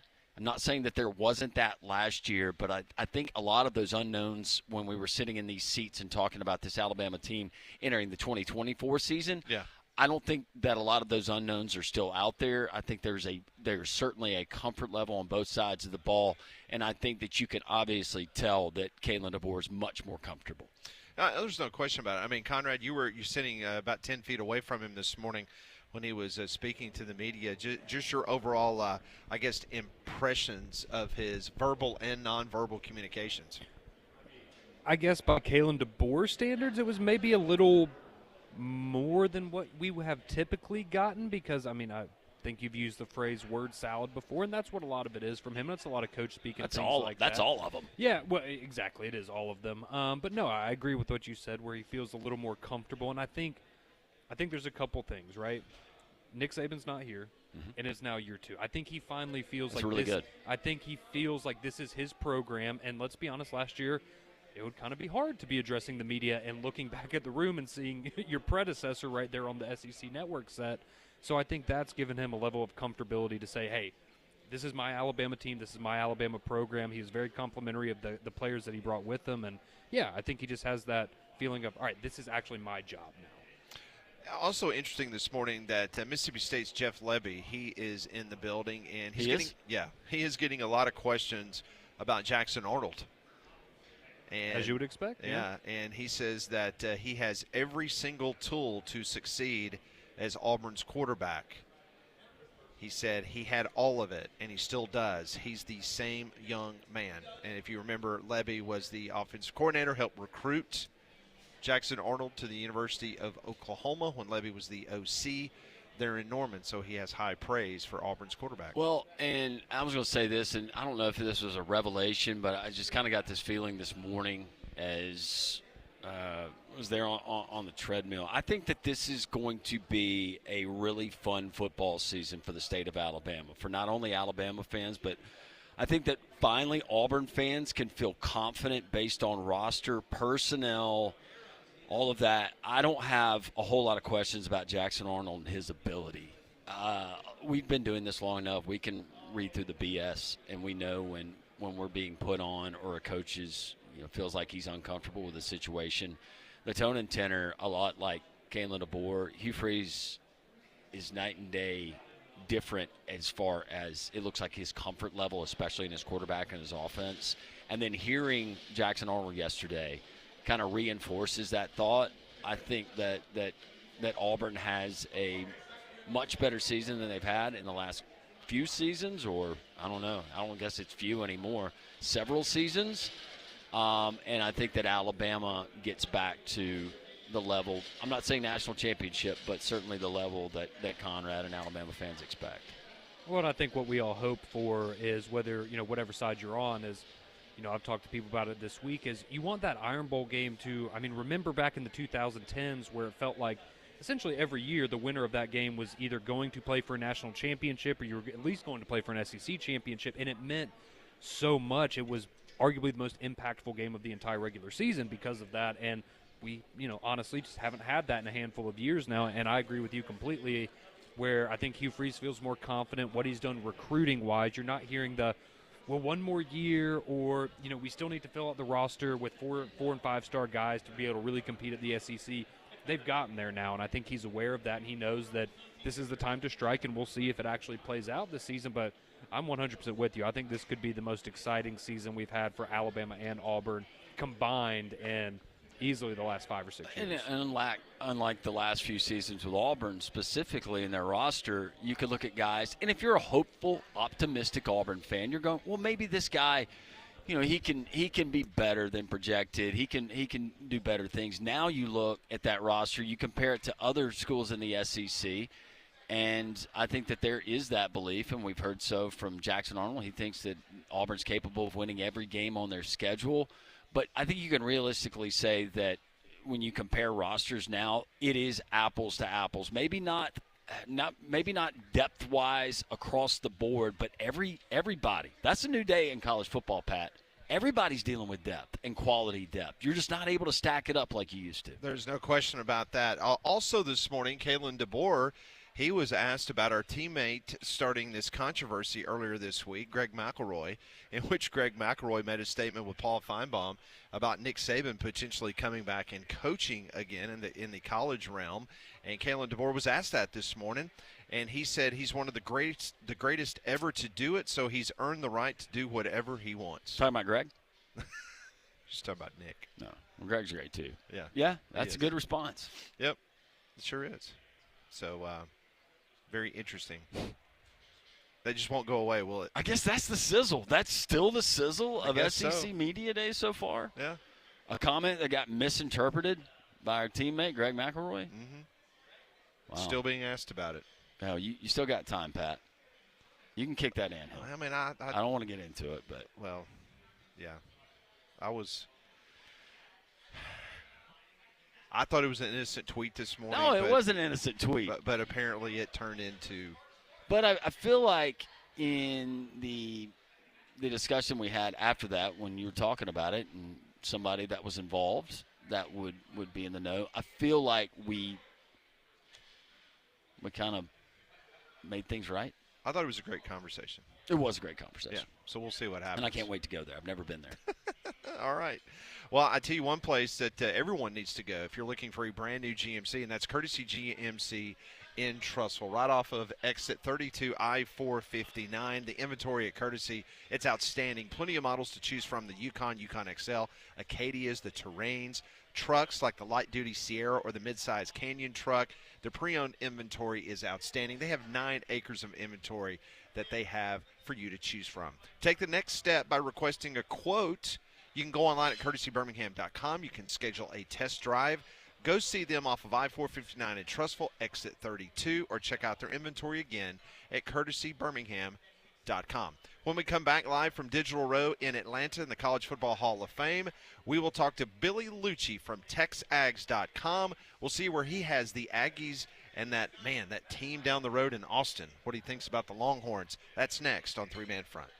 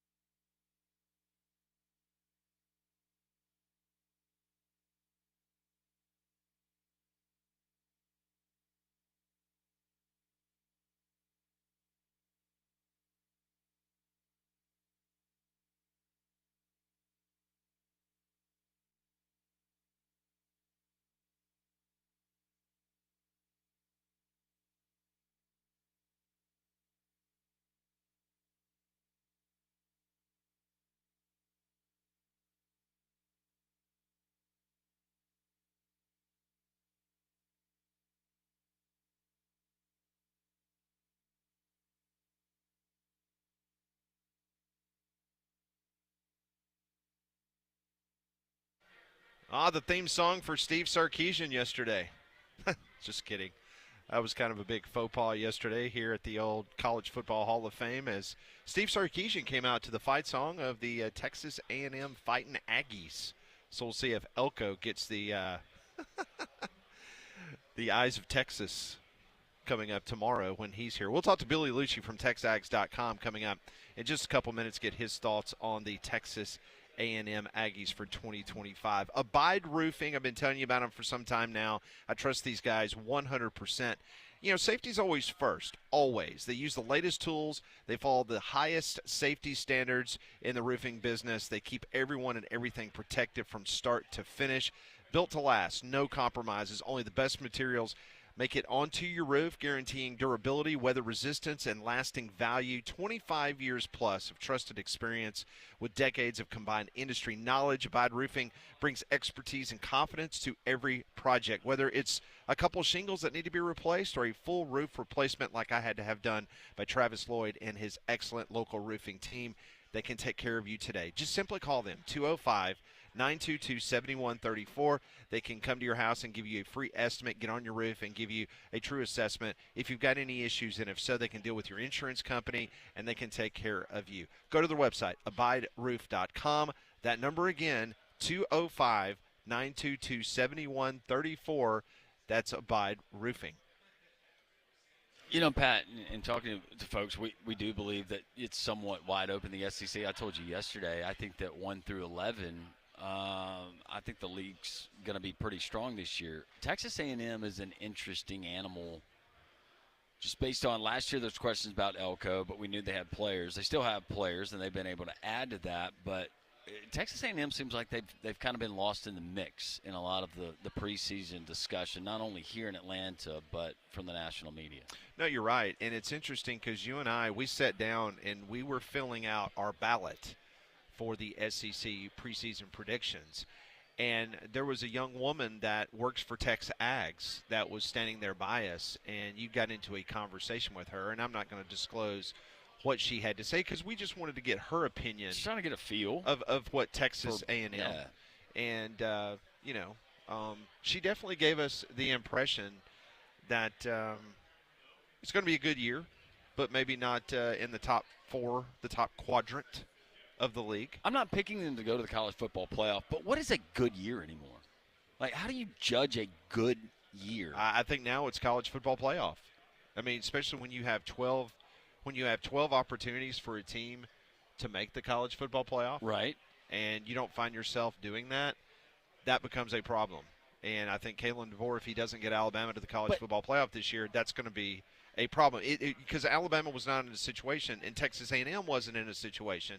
Granted, it was not the standard that Texas A&M wanted, but you're not talking about completely off the map like Auburn was under Brian Harsin. You see what I'm saying? It wasn't a rebuild. Well, I guess good is defined by – it depends on who you are, how much success you've had recently. But I would say great season now would be getting to a college football playoff. Yes. Now, making it to the national championship game, that's wonderful if you win it. But if you lose it, getting to the college football playoff, that's kind of the standard.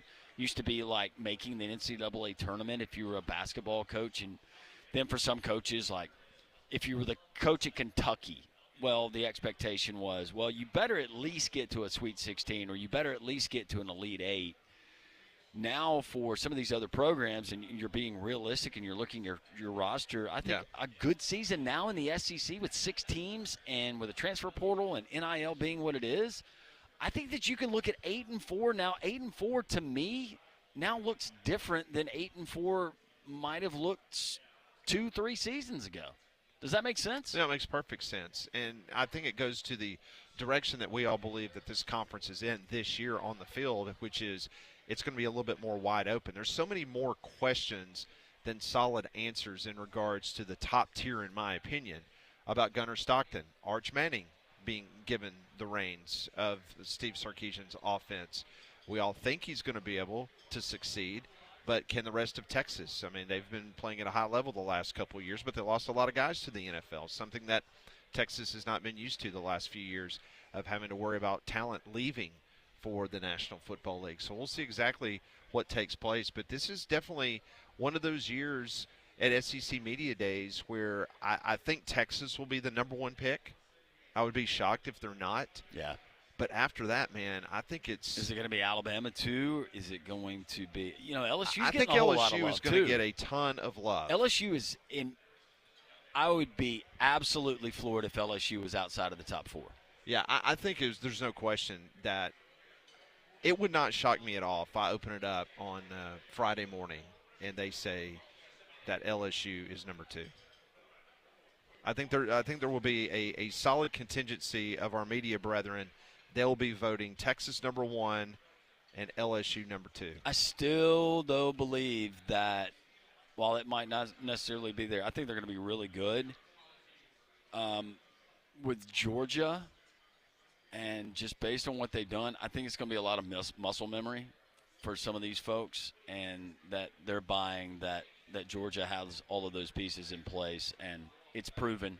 Kirby Smart has won multiple national championships, and he's competed for even more than that Georgia's kind of back on track. And they weren't that far off last year, even with a Carson Beck and an injured Carson Beck and then Gunnar Stockton coming in. How much better can Gunnar Stockton be? And that's something we asked Mike Griffith. How good can that guy be? Yeah.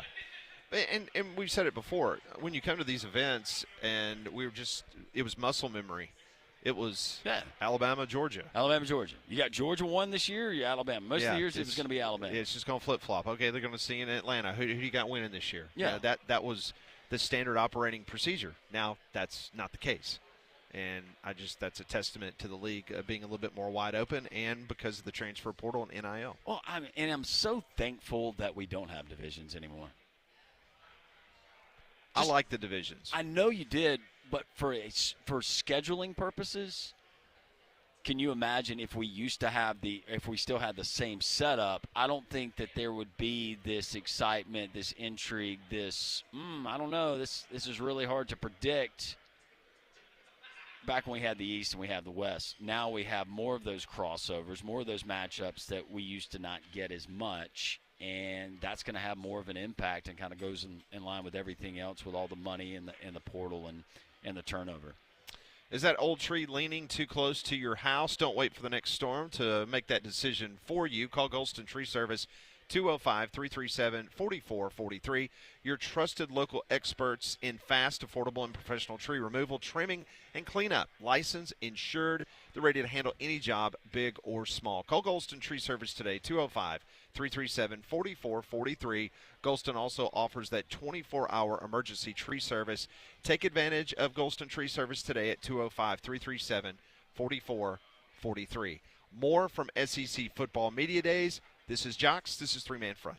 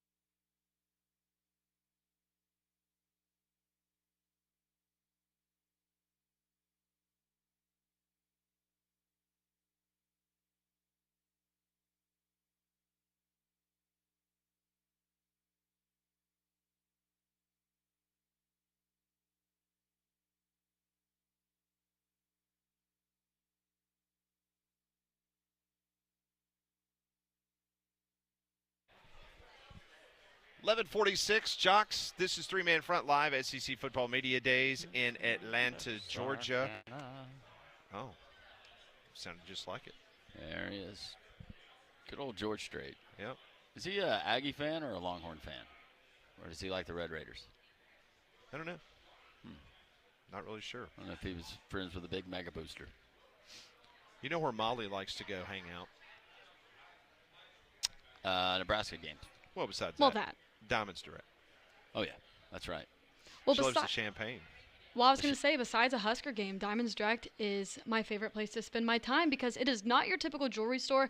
It is a full-on experience. And if you're like me, you like things that sparkle. And the second that you walk in, you're buzzed through the front door like you're a VIP, and they'll greet you with champagne. And they have this warm, personal energy about them. And like I said, everything sparkles. And if you're like me, you're a fan of that. I told the team exactly what I had in mind, and they showed me sparkly pieces that not only match my budget, but my whole style as well. And right now, they're having a promotion where you buy the engagement ring, you'll get the wedding band for free.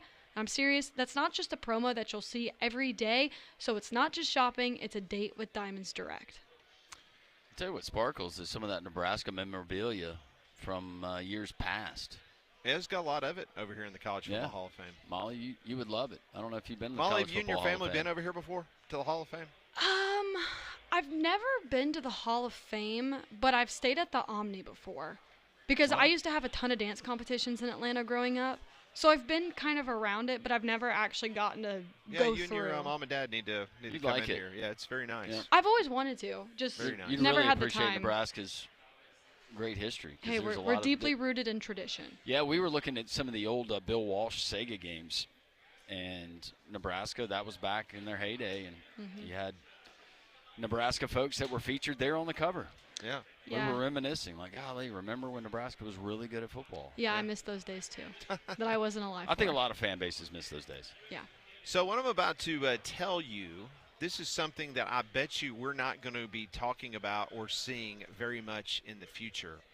This just came down from the NCAA that the University of Memphis, their men's basketball and softball team, they have been hit with sanctions. Oh, man.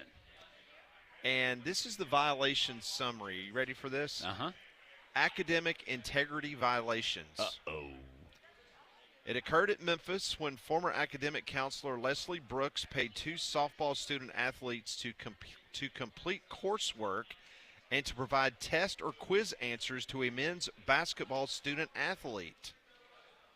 As a result of the violations, 3 student athletes competed in 20 contests while ineligible. Specifically, the enforcement staff and school agree that the violations in this case occurred when Brooks asked 2 softball student athletes to assist men's basketball student athletes with coursework for classes they had in common and said she would pay the student athletes for supporting him. The first softball student athlete went on to compete 3 assignments for the men's basketball student athlete and was paid $150. She's coachable.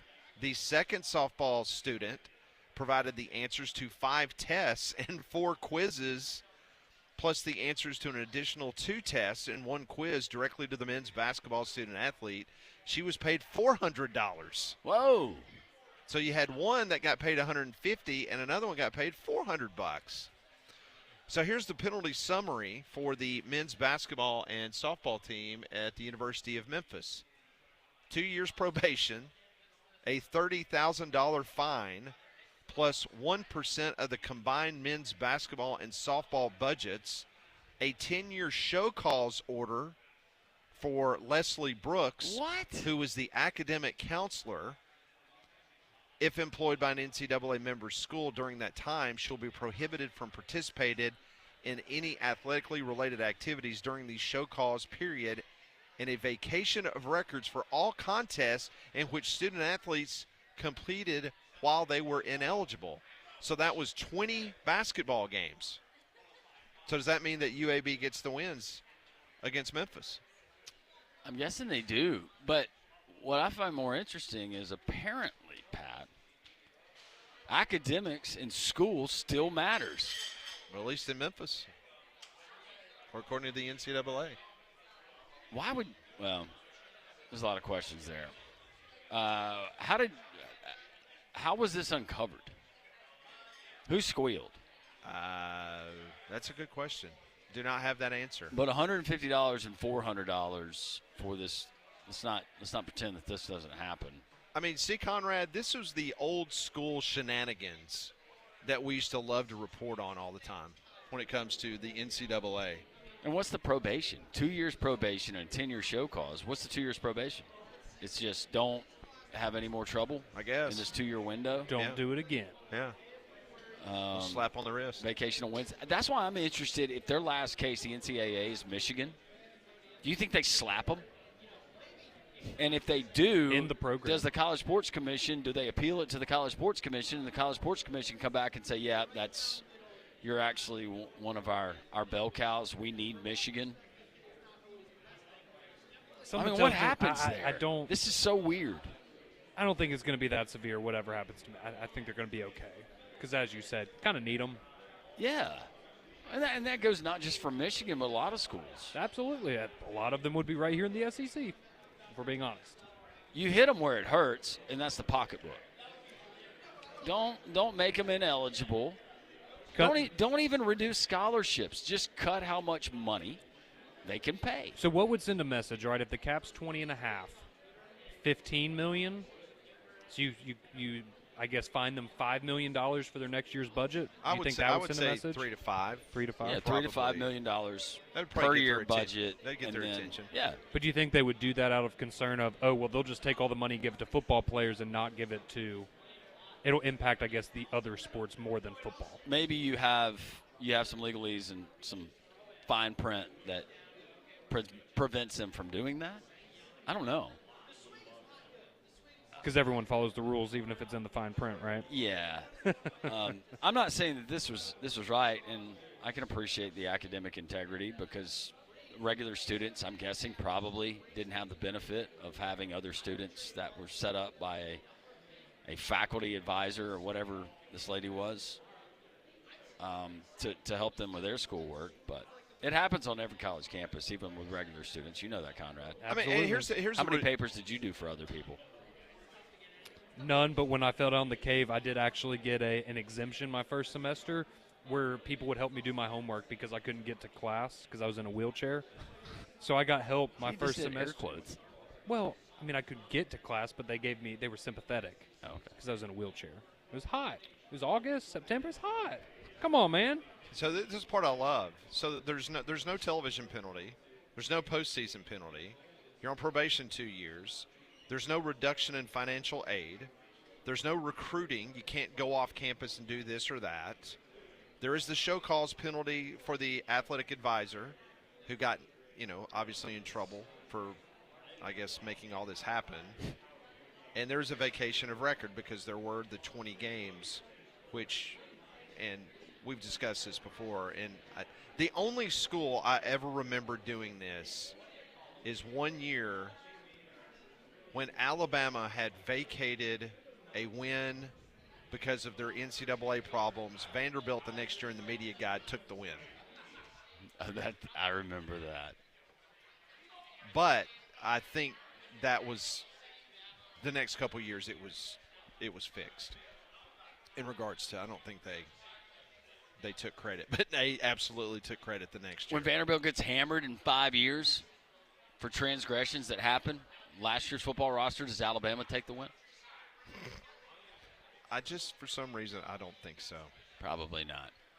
Halfway home, day number 3, SEC Football Media Days in Atlanta.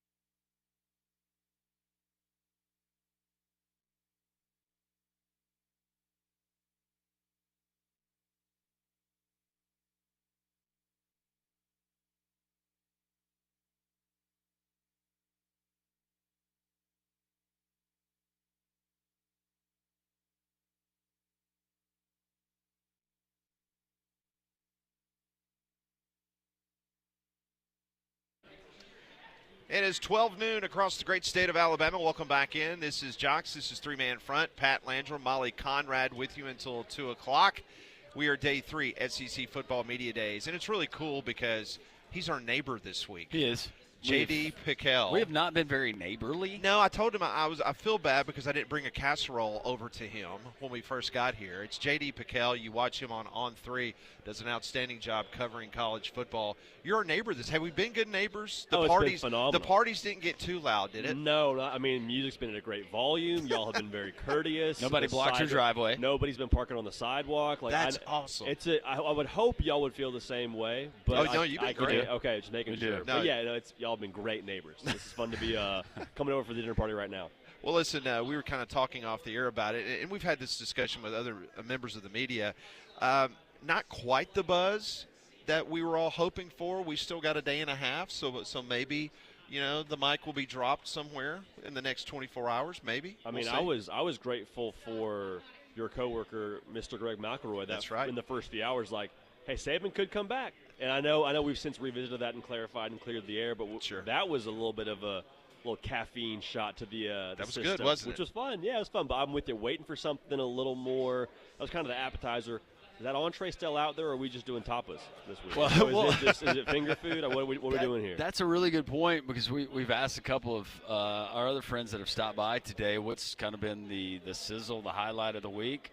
We got one response that it was playing the Texas A&M fight song for Texas. Big one. Yeah. That was good. The McElroy incident, that was nominated. I don't know what else there would be, but it's really hard to compare because we've seen some pretty significant announcements. I can remember exactly where I was in the Winfrey the day that the buzz started going around that Texas was coming to the league. Like that was sort of what I don't want to say expecting because that makes it sound like I had some sort of like reason to believe that would be something we would get in Atlanta, but with all that's been going on with the ACC and the way that whole domino seems to be falling, it's like, is Florida State joining? Are we going to get news around Clemson? Or I was waiting for the T-bone to roll our way. But, right. I will say Arch Manning, that whole sighting, that whole thing, I wasn't at previous media days where Manziel was there, Tebow was there, but I have to imagine it was in a similar tier with just like you could hear where Arch Manning was in the building based on where the volume was, and I thought it was just cool to see in some sense. Like that was, again, finger food. That was something kind of like if you were at a PGA event way back in the day and you're watching, you hear the roar, you know where Tiger is on the course. Sure, yeah, I like that a lot. I'm not much of a golf guy, but that sounds like it would be the case. We're talking to J.D. Pickell from On 3, and you're based in Nashville, Tennessee, and since we're talking about quarterbacks and buzz, do you see a lot of Diego Pavia signs when you're driving around Nashville, Tennessee? I mean, have they fully embraced the absolutely crazy aura that is the quarterback of the Vanderbilt Commodores? It's tough because he's competing for a billboard space with Jason Aldean and Morgan Wallen. And makes sense. So I think billboard space is tough to come by. But, I mean, if he goes out and wins the Heisman Trophy, he goes out and brings a national championship to Broadway like he's talking about doing, maybe some real estate opens up there. I think the bar's set pretty high there for my guy. It seems like, in staying with Diego Pavia, he kind of reminded me, because I know that he sat down with you guys. Looking at his demeanor has nothing to do with him as a human being or a college football player. And I don't know if you remember, he kind of reminded me of Rex Grossman back in the day at Florida. It was kind of that I've got a mouth full of briars smile, and there was not that he hasn't earned it, but he definitely has that swagger, that I'll say it, cockiness to him. Yeah, I think it's almost like demonstrative, and I think I would have I think it'd be less palatable for me if he was at a place like Alabama or Georgia, just from a personal level. That's good. But with it being Vanderbilt, I'm like, doesn't the wimpy kid kind of at some point need to go punch somebody in the face to make a point? Then he kind of need to take his glasses off and start a fight. And I'm like, I don't know that he's looking to start a fight necessarily. But if a fight did start, Diego Pavia might be a guy that I'd bet on. So I think it's what Vandy needs. And it's weird, but I think it's what Vandy needs. All right, in regards to Vandy, one more question about them. In regards to the hierarchy of where this conference is, we all believe that this is more wide open competition this year in the league. 100%. Granted, you got Texas, Georgia, LSU, Bama, maybe the top 4 quadrant, but after that, it's pretty wide open, and you might see a team coming out of nowhere like Indiana did last year and make it to the college football playoff. Where do you see Vanderbilt in the grand scheme of this 16-team conference this year? The fact that we're having this discussion in itself is kind of like a different level of oxygen they've been breathing since James Franklin, maybe. Yeah. I think the way that I would look at Vanderbilt right now is I just think they're relevant, which is maybe more than you could have asked for a couple of years ago. I don't think they're going to win the conference. I don't think they'll be in Atlanta, much to the chagrin of one Diego Pavia. I just think they're going to be a pain to play every week, which, again, is saying something as to what they've been. So if I had to put a number on it, 8 wins would be an awesome year. I think that's probably, without looking at the schedule, right where I like from the vibe test, maybe 8-ish wins. I don't think they'll factor in, but I think they're going to be a pain for someone in November. If we go old setup with the SEC East, I think it's fascinating when we stay there in the state of Tennessee with Tennessee. No Nico. I don't know how much that changes my mind, but if Aguilar comes in and he's dreadfully bad, and I know it's a 3-quarterback competition, they don't really have any real answers. That probably affects my opinion of Tennessee, but also South Carolina, another one of those teams. A lot of praise, but then it depends on who you talk to. Some people saying, no, they lost a lot, and how do they handle that pressure of being the hunted as opposed to the hunter? The thing that is so – now I'm going to be a little bit hyperbolic. I think that Lenoris Sellers is not Cam Newton or Johnny Manziel, but I've said this. I think watching him play football, I get the same feeling. Yeah. Like I just get that, hey, this is kind of special what I'm watching. And so I'm curious – is that going to be his default, what we saw in November where he's looking like Superman against Clemson and A&M? And if that is the default, how much does that make up for with what they don't have on the roster compared to your LSUs, your, fill in the blank for all the big dogs in the SEC? Because in this conference, just what you said, there's so many newness at quarterbacks for different big dogs, for lack of a better way to phrase it. I'm not so sure that Lenoris Sellers being that guy this year wouldn't catapult them into like a college football playoff tier. All right, JD, let me ask you about Alabama. Alabama and Auburn, the two teams that we obviously follow every single day on this program. Let's start with Alabama. Kalin D'bor, 9-4, season number 1. There is pressure in our state because of what Nick Saban established and did. Is this a season where, in your opinion, it's college football playoff, or we're talking having a completely different conversation next year about Kalin D'bor and Alabama's program moving forward? I think absolutely. Absolutely we are. And I think a lot of that, too, kind of like the Uncle Ben philosophy. It's like, hey, great power, great responsibility, great roster. We're going to expect you to make the playoff. And the logo and the Saban of it all, too, is something that we've, I'm sure, talked about ad nauseum here. But, like, all of the things that will make Alabama a playoff team, you kind of look at Kalin D'bor and say, okay, this is kind of your deal, right? Like, he's up at the podium. Nobody's saying, hey, do you have the guys on defense? Hey, do you have good receivers? It's like, hey, how can y'all get more consistent? How can you? And he's speaking to it too. How can we grow? Was a word he used several times. Win games on the road. Win games on the road. Yeah. And so that to me comes back to coaching. And then you talk about the one position you do talk about. It's the quarterback, and what's that going to be? That's also kind of his lane, right? That's kind of his baby and what he's made his name in. So I think the pressure on Kalin D'bor is enormous this year in terms of pressure to perform. JD, excitement level, expectation, it differs from fan bases, and a lot of it depends on where you've been recently.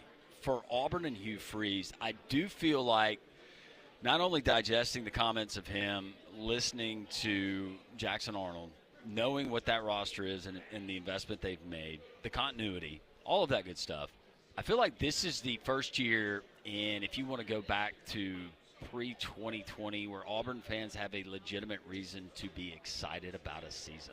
Legitimately, yeah. I mean, because I think if you're Auburn, the one thing you're hoping for is just show us we were never crazy these last 2 years. Right. Because we keep talking about they got this many guys on the roster, they got this many dudes going to go pro, we got this guy through the portal, and it's like, okay, 6 wins and 5 wins. Are we getting catfished right now? What is happening? And so this is a year now where in year 3 you say, okay, we've been patient. We now have a quarterback who had 5 stars next to his name. Hugh Freeze, you're the quarterback guy. This is your show. Like, tell us we're not crazy. It's like, show us we are not. And I think to what you just said, in year 3 now with them being more settled with that roster still, there's a lot to like. I will say the equation makes me a little bit nervous of struggled with turnovers a year ago.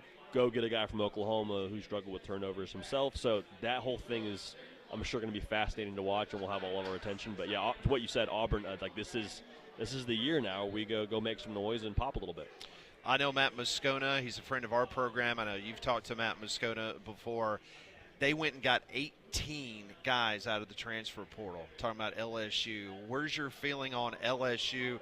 I know we've already mentioned them in that top quadrant of the conference. I know you probably would not be surprised if they're here in Atlanta in the first week of December playing for an SEC championship.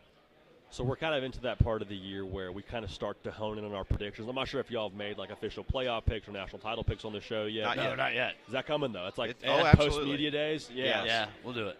You start to think about that, and I think we all kind of start to piece that together in our mind. I'm starting to have a hard time figuring out why I wouldn't pick LSU to win the conference in a national championship. Like, I think they have that much juice. They have that much certainty at quarterback. When you look across college football outside of the SEC in general, like there's so much there.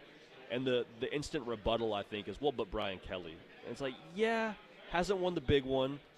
Neither did Kirby for 6 years. Neither did Ryan Day for 6 years. Neither did Jim Harbaugh for 9 years. And so he's won 70% of his games through 20 years. I don't think he's the problem. I think he got the roster, got the quarterback. I'm like, in a year of uncertainty, LSU feels much more certain than ever before. Two teams that have absolutely dreadful schedules.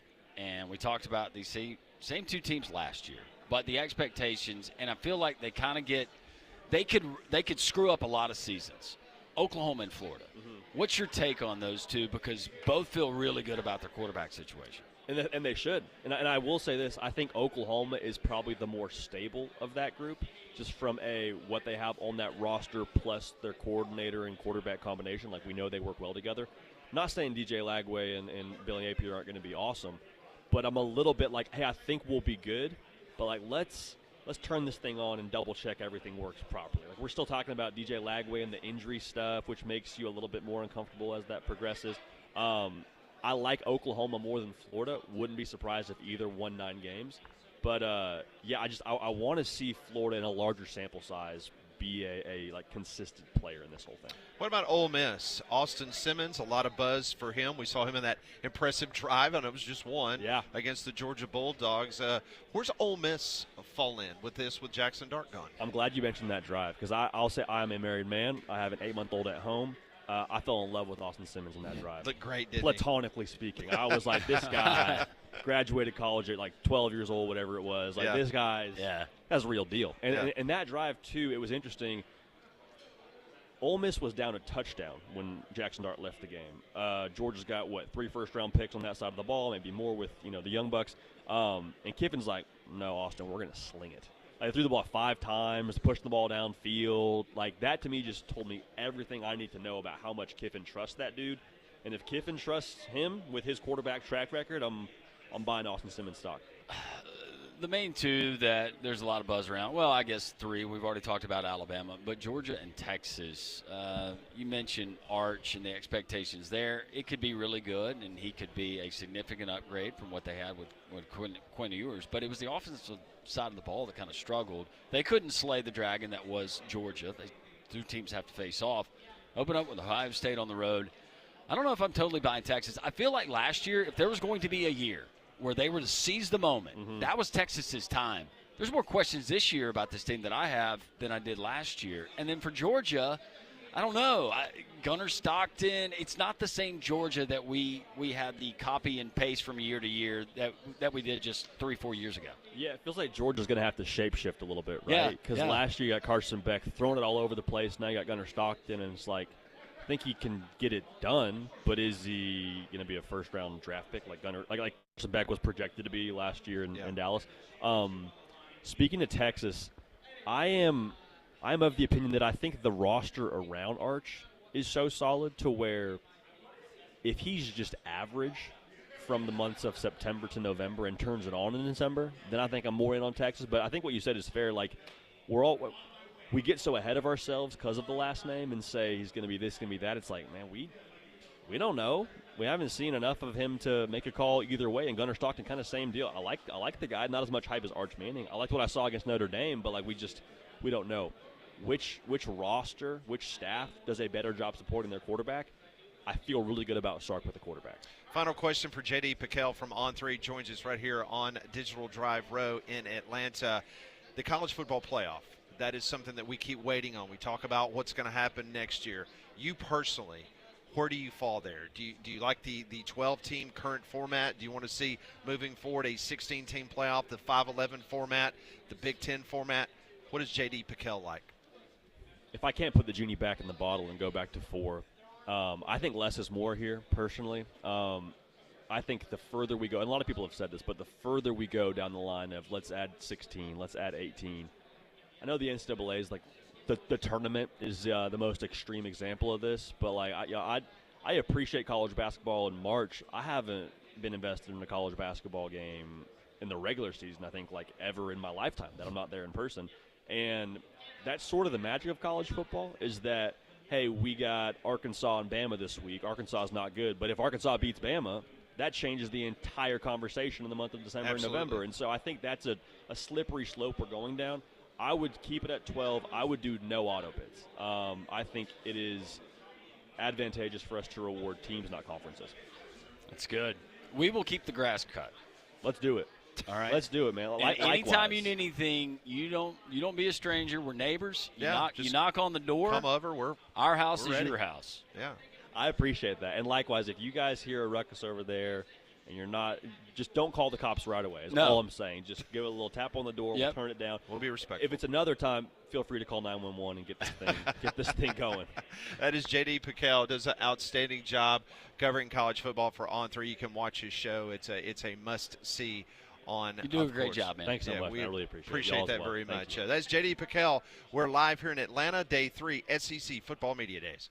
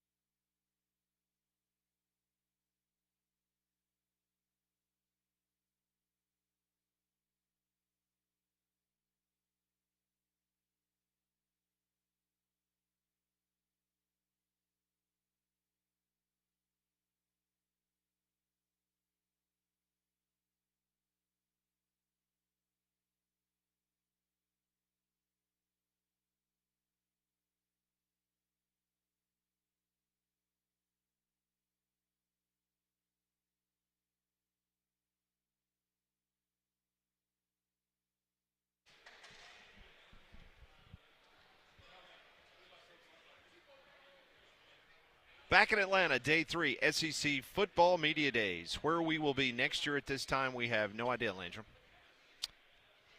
Oh, I think we have an idea. We do? Yes. Where are we going to be?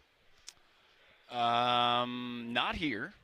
No, we will not be in the College Football Hall of Fame next year. I do not believe it's going to be a home game for us.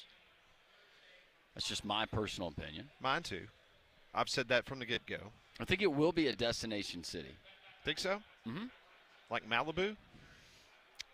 Yeah, we probably want to stay out of California. There's a lot of uncertainties right now in that state. So no California. Unfortunately, no. Right.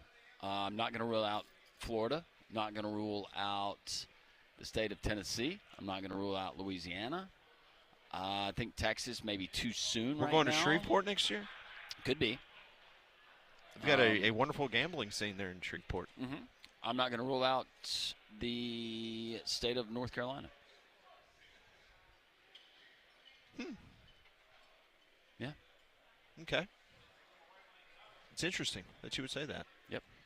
Have you ever been to North Carolina? Boone? Boone, North Carolina. Yes. Home of Appalachian State. It's lovely this time of year. No, it won't be in Boone. Maybe Asheville. I have no idea.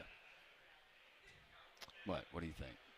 I don't know. In real time, you're making eyes at Do you want to turn the camera around and let the people in the worldwide look at there? Look at Conrad. I gotta be really well now. No, don't do it. Don't do it. Don't do it. Good job. Don't do it. Yeah. Hey, Conrad. Don't do it. How you doing? But I was appreciative that you were about to do it. I was about to do it. And you did not do it. Yeah, and bring up old stuff. You remember that? I've had more people text me say, "Man, I love watching you guys on YouTube during football media days because y'all have got like the prime spot. I mean, there's prime spot. There's so much activity going on. It was so great because this great banner that's behind us. For Hey, the how folks long's who are that watching, cord? How long's that cord to that? It's beautiful. We got we got the best banner here. I want to take it around the corner. But I was doing my workout this morning and I was watching local Atlanta TV, and you could see our banner bleeding through the glass here from the other end of the building. I was just curious. Is it? What are we doing here? I'm just trying to give everybody a. Oh, okay. Yep. If you're watching on YouTube right now, just giving you a. If you were watching yesterday and we had the live updates with Kirby Smart going into the bathroom. There's our neighbor, J.D. Piquel. Yeah, there's J.D. Piquel. Who was just on the program. That's right. See, J.D. Originally from California, but I feel like he's a Southerner. There's His Conrad. love for college football. There's Conrad right there. Yeah. Give the play-by-play, Lantrum, as I go high above. There's a good look at, I'm going to call it Radio Row.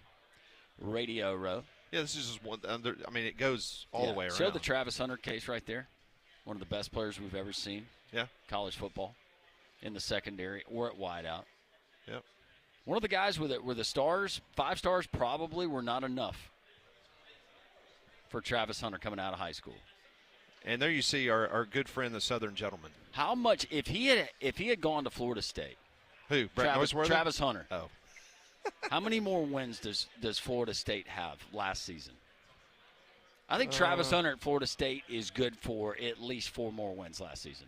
I think they go to a bowl game if Travis Hunter's on that team. You think so? Yep. I think he's that big of a difference maker. At that point, Travis Hunter's doing everything. He's not only playing wide out. You put him at quarterback, let him go. Just a theory. Thank you, Conrad. This is great. Conrad has just brought some lunch. Good stuff. When we come back on Three-Man Front, we will hear from Kalin D'bor as he met with the media earlier this morning here in Atlanta, day 3. This was Bama Day. The Tide was talking.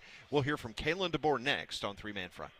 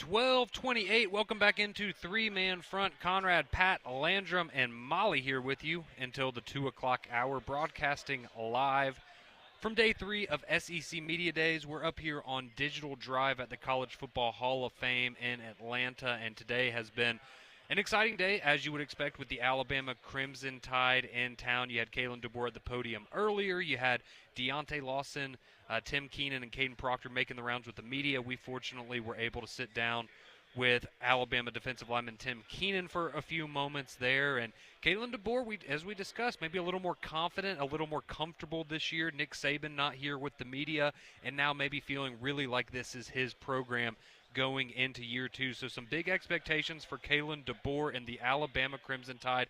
And Molly, let's now go and hear Kalin D'bor at the podium earlier today. All right, good morning. Greg, thanks for the introduction. You're doing your research on where I've been here the last couple weeks. So it is great to be here. And first of all, just in regards to Greg, I appreciate his leadership. You know, year 2, you understand a little bit more of what everyone does and how well they do it. Man, what Greg Sankey does for the SEC, for college athletics, it's on an extremely high level. And so thank you, Greg, for everything that you do here for us at the SEC as well. So, yeah, I want to thank you all, too, as the media. Just a coverage of college football, coverage of our conference, coverage of our teams at Alabama in particular, and all the great stories, the journeys that our guys are on, you guys documenting them and sharing them with the rest of the country, the rest of the world. So appreciate all of you being here today. I brought 3 players with me. I had a chance to see them this morning. We've both been different directions and busy already, but 3 talented guys that I want to brag on a little bit here before I kind of move on to some things about the team. Offensively, brought Caden Proctor. He's our 3rd year offensive tackle. He's originally from Iowa, and a couple things. You look at the guy and he's massive, and man, he just just does everything on a high level when it comes to his training. But the thing I'm going to tell you about this guy that's impressive to me as well is that by the end of this season, here in December, he will have his degree. So if you do the math on that, 3 years getting your degree, even a semester in there where he transferred, and that gets harder to do when you do that. But he'll have not just his degree, but right now he has a 3.7 GPA. And so taking 16 credits this summer just so he can be on track to be able to accomplish and walk across that stage, have a great football season, but also, have his degree there. I know he's excited to represent not just the team, but also he, representing the offensive line, our offensive side of the football. He has a lot of great pride in what they're accomplishing and the work they're putting in. Tim Keenan, 5th year defensive lineman. I think the thing with Tim that he's a homegrown, boy from Alabama, and I think when I look at Tim, the team just looks at him as like that big brother. He's a mentor to not just the young guys, but even the old guys. They know they can count on him to be doing the work. He embodies what a student athlete is all about. And I think those that really know Tim and follow what he does, he's got a passion for giving back to the community. He's one of our guys that just is at the forefront, spiritually leading our team. And then also just from a community service standpoint, he's out there. He's a big brother to kids in our community. Man, there's just him understanding the platform he has is so impressive to me. It's been a pleasure to coach him. We get one more crack at it with him, and appreciate his leadership. And then Deontay Lawson, 5th-year linebacker. He was a captain, really our only returning captain from last year's team. That should say enough right there about how our team views him, how they look at him. His journey, again, everyone's got something a little bit different. Probably thought a year ago at this time he'd be, wearing an NFL jersey. Circumstances as they may be, just coming back from an injury, seeing him attack it, seeing him and his mindset, him understanding the circumstances he can't control and what he can. Oh, man, it's just amazing seeing him take over not just the defense, but be a leader on our football team. I walked into a meeting, was looking for a coach, actually. I walked in, and actually it was him holding a meeting with the linebackers. That was, yeah, I guess yesterday morning. It seems like forever ago, but yeah, it was yesterday morning. And listened for about 30 seconds. I knew that meeting was in a good position, coaching it like a coach. And when you have guys on the field that are like him, that understand the depth, the details, you know you're headed in the right direction and have a chance. So those are our three guys. Super proud of them, their journeys. I think the common theme with all of them is they're high character guys. They're extremely driven. I think, again, they represent a lot of what our team's all about. They're leaders on the team, but they're also leaders in the community. Before I move on to our team, one person I also want to thank is just our athletic director, Greg Byrne, just for his leadership. Much like Greg Sankey, you know, the world of college athletics and it ever changing. You got to have those people at the top that, you know, are working through it and coming up with solutions. And I can't thank Greg enough for the way he communicates with me on the direction we need to be going and what might lie ahead. I think his foresight's been critical going back to when I first got here, and especially even going back to a year ago on what it might look like with the evolving and the evolution of what college athletics looks like today. Second season, familiarity's been a word that's been used a lot already this morning with different interviews. You know, that's great. It helps you feel good about where your family's living and what those routines are. You know, that's important to me and our success. You got to have that piece in place. Familiarity with it, and I think the common word also would be continuity. Starts with our coaching staff. Really, one change on the defensive side of the ball, and then the addition of Ryan Grub on the offensive side. Everyone else, not just the position coaches, but quality control coaches, graduate assistants, recruiting staff, strength and conditioning, academics, training room. We really had no turnover in all those areas. And so that's exciting to me because I think that says a lot about the belief and the excitement of what lies ahead. And that you have the right people. You know, you talk about getting the right people on the bus, the right people in your program and inside the building, and I feel like we certainly have that. So continuity is a huge piece of kind of what year two is all about right now. That trickles down to your players. You know, the leadership from the staff is there, but really the culture that we want to try to exude, try to have, it comes to life through our players, and they are making that happen. It's the day-to-day, and as we speak right now, they're on the field, you know, in a nice warm morning in Tuscaloosa, you know, getting after it. And I can't tell you how impressed I've been with them just focusing on the main thing, and that's the work. Not getting ahead of themselves, not even worried really about practice number one, game number one for sure, or even further down the road in the season. I know they'll get asked questions about it and have to answer some of those today, but when it comes down to what we're focused on, it's the day-to-day work that these guys are really like honed in on, and making sure that they take care of to give themselves a chance to be highly successful this fall. The team's an extremely coachable group. They compete with each other, a lot of competitions within, you know, but just the competition against themselves to be the best they can be, they've really bought into that.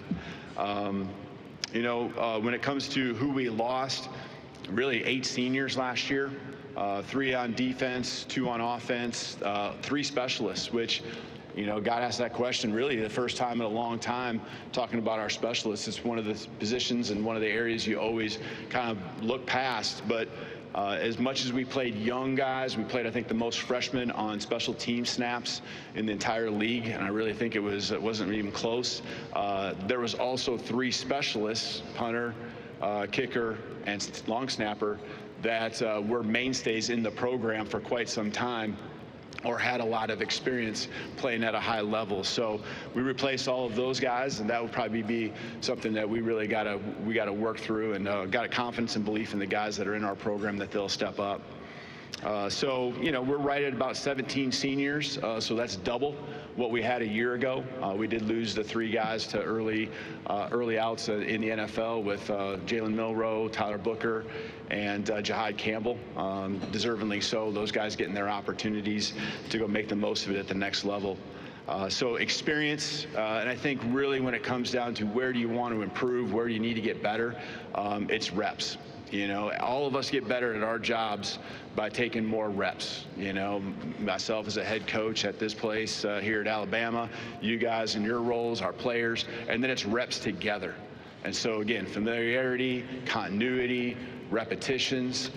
We got to be better in the big moments. We lost some close games last year, and we had chances, maybe not even the fourth quarter, but we had chances earlier in the game to separate ourselves or make a play here or there. And you know, whether it was the belief or whether it was the confidence, a lot of that just comes through repetitions. And so we've really had a great offseason, understanding where we fell short, why we fell short, not just the what and the how, but the why. And I'm excited about our guys, you know, taking those next steps, understanding when we get in those moments this year, those critical times, how to come through and make the play that's necessary to go win football games. We were undefeated at home, but we also struggled on the road. And we start this year on the road and go to Florida State, and we know that, you know, they're going to have something to prove as well. And so that's going to be, you know, a great environment to get tested early on. And so, you know, we don't need to look anything beyond that as far as our preparation or what might lie, because none of it matters unless we take care of business and do what we're doing, being our best in that week 1 game against Florida State. But being on the road and playing better on the road is certainly got to be a point that that happens, you know, this year in our football program. You know, defensively, a lot of returners coming back. We excelled when it came to taking the football away. I think we're in the top 4 or 5 in the country there. Really the most takeaways that I think 28 was the number in the program going back 7-8 years ago. And you know, when it came to yards per play and all that, it's all great stuff. But the key for our defense is get off the football field.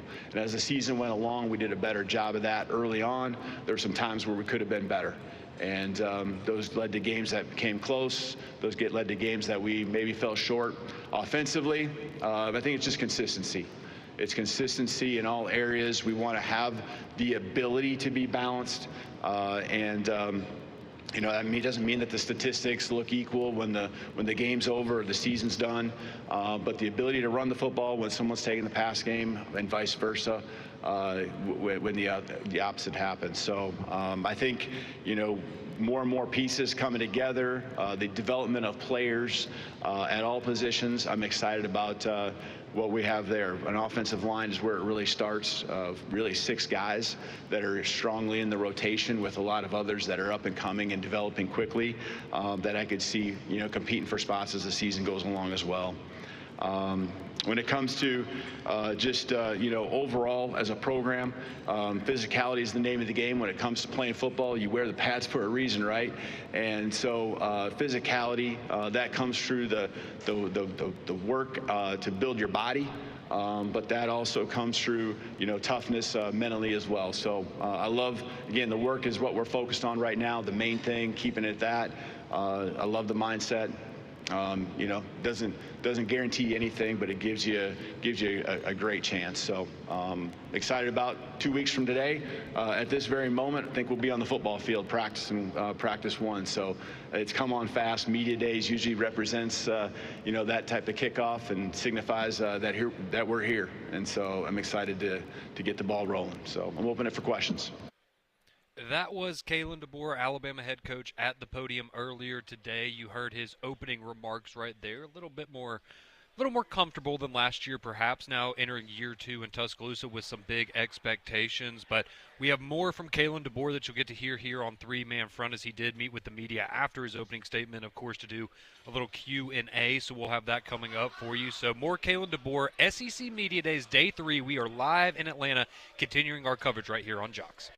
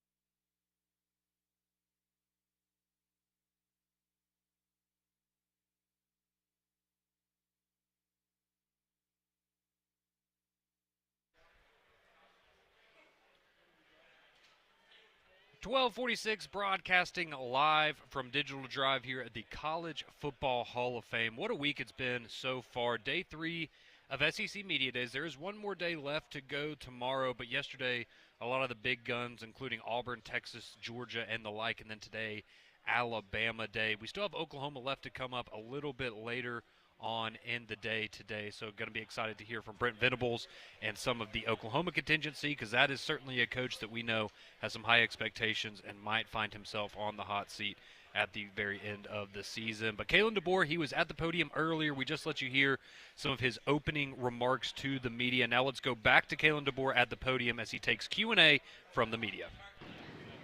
Yeah, Barry Trample, Tulsa World. For 2 decades, the SEC dominated, built a great brand, winning national titles. Now the Big Ten's won 2 in a row. How important is it for the SEC, maybe Alabama, maybe somebody else, to stop that streak and get the SEC going again? Yeah, I think individually in our own programs, that's our responsibility to be to be at the top. Right? That's the expectation of, I know at Alabama, but also the expectation for the SEC as a whole. You know, I still feel that the SEC, top to bottom, is as strong as you'll find. And, you know, we experienced that last year. You had games where you showed what your ceiling was, but you also had to back it up and play the next week against again. And it showed that every team in the league can win on every given Saturday. So, yeah, we want to prove ourselves as a program, but also as a league as well.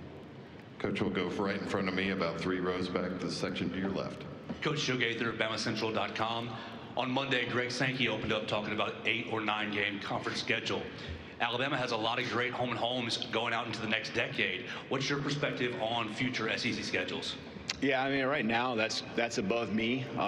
You know, I know there's questions that get asked of the coaches and kind of as you work with your athletic directors, but that's beyond me right now. I know there's a lot of pros when it comes to strength and schedule, and I'm all for that. You look at our schedule this year, and again, that was built out years back as you know as well. But we're playing Florida State, Wisconsin, you know, one way, one at home, and so you know we're all about playing as many high-end games that you can possibly play, and certainly adding another SEC game to the schedule would accomplish that.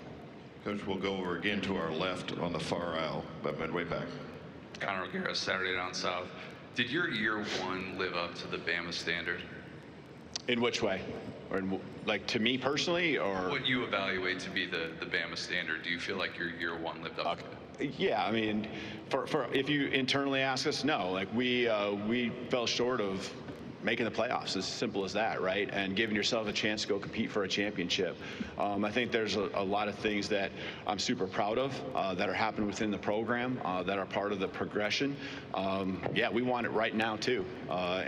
So, yeah, we fell short. Our guys, you know, again, I'm proud of them and the way they've responded to, you know, us, you know, not realizing the goals that we, you know, set out to have, and getting back just to work, focusing on the main thing. I feel that's always been the case, but sometimes there's just ups and downs you got to go through, unfortunately, that we had to experience. But in the end, you know, we're going to take advantage of the failures we've had and be better because of it. Coach, we'll go to our other side or to the right here in the second row. Coach J.D. Zaza, WVU 823. Last season, Jahad Campbell was a massive part of your pass rush. Who are some players that have stood out to you on that side of the ball after spring practice and then going into fall practice? Yeah, you know, Jahad, a lot of versatility that he brought, and obviously that's why he was a high-end draft pick. I think, you know, guys like L.T. Overton jump out at me. LT in particular, he was there a lot last year, and I think again those are the next steps you want to take. Now, just not just he, but a lot of the guys finishing plays. But LT's got it in him. He's got the skill set. He's got those instincts. He continues to hone in on taking it to the next level. Quay Rusaw is another guy. You know, and then there's some underclassmen that are coming up that I think are doing a nice job too, and looking forward to their progress that they've made physically to be able to put themselves in a chance to be able to let their work happen on the football field on Saturdays. Coach, we'll go in the section right in front of me, second row. Thanks, Coach. Larry Carlson, History of Longhorn Sports. I was wondering if you could discuss the quarterback room and maybe handicap things for us a little bit?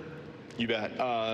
Really got 3 guys that have taken all the snaps, not a majority, but all of them. Ty Simpson, Austin Mack, and Keelan Russell, and that's really by age and years of experience is kind of where it starts. We did make it known after the end of the spring that if we played a game at that point, and it really wouldn't have changed even at this point because there's nothing that's happened as far as practicing.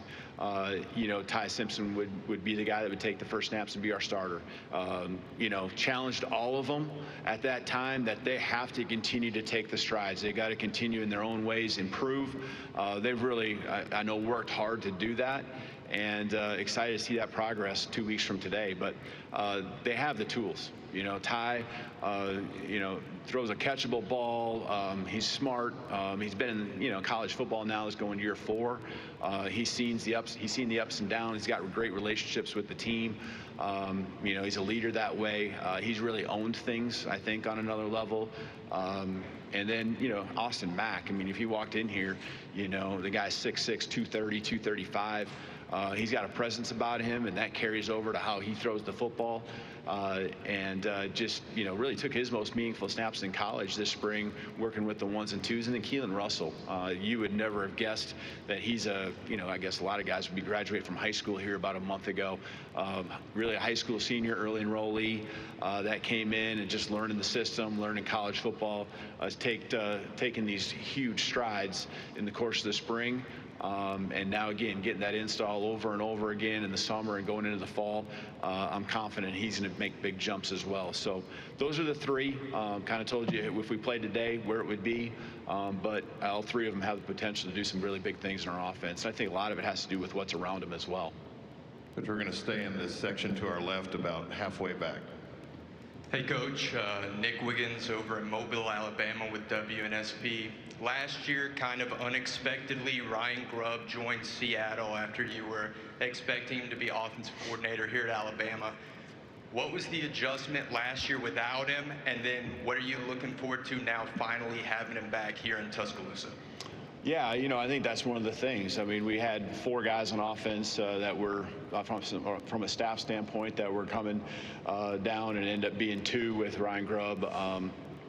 Scott Huff was also taken there up in Seattle. And so, man, when a guy puts in as much time, giving it everything he has to the program I'm a part of and working alongside him, it was one of those moments that was bittersweet, right? Because you want him here with you. I'm talking about Ryan Grub here at Alabama, but also someone you've coached with for 12, 13 years, known for even longer. What an opportunity. Go be a coordinator in the NFL. And I thought he had a great year. Thought he did an amazing job. He was certainly ready and prepared for it. But things happen for a reason. And, him getting the chance to come here and just add to our staff at the level you're talking about with an elite offensive mind, our familiarity with each other, the efficiency we have when it comes to the day-to-day work, off-season, in-season, it certainly helps us, gain even more momentum going into, this fall. But the rest of the staff's been awesome in how they embraced Ryan Grub coming in. The players have as well. And then, Ryan's hit the ground running and added some things, on the things he's learned. I mean, when you go through your career, and every year you're going to get better if you have the right mindset.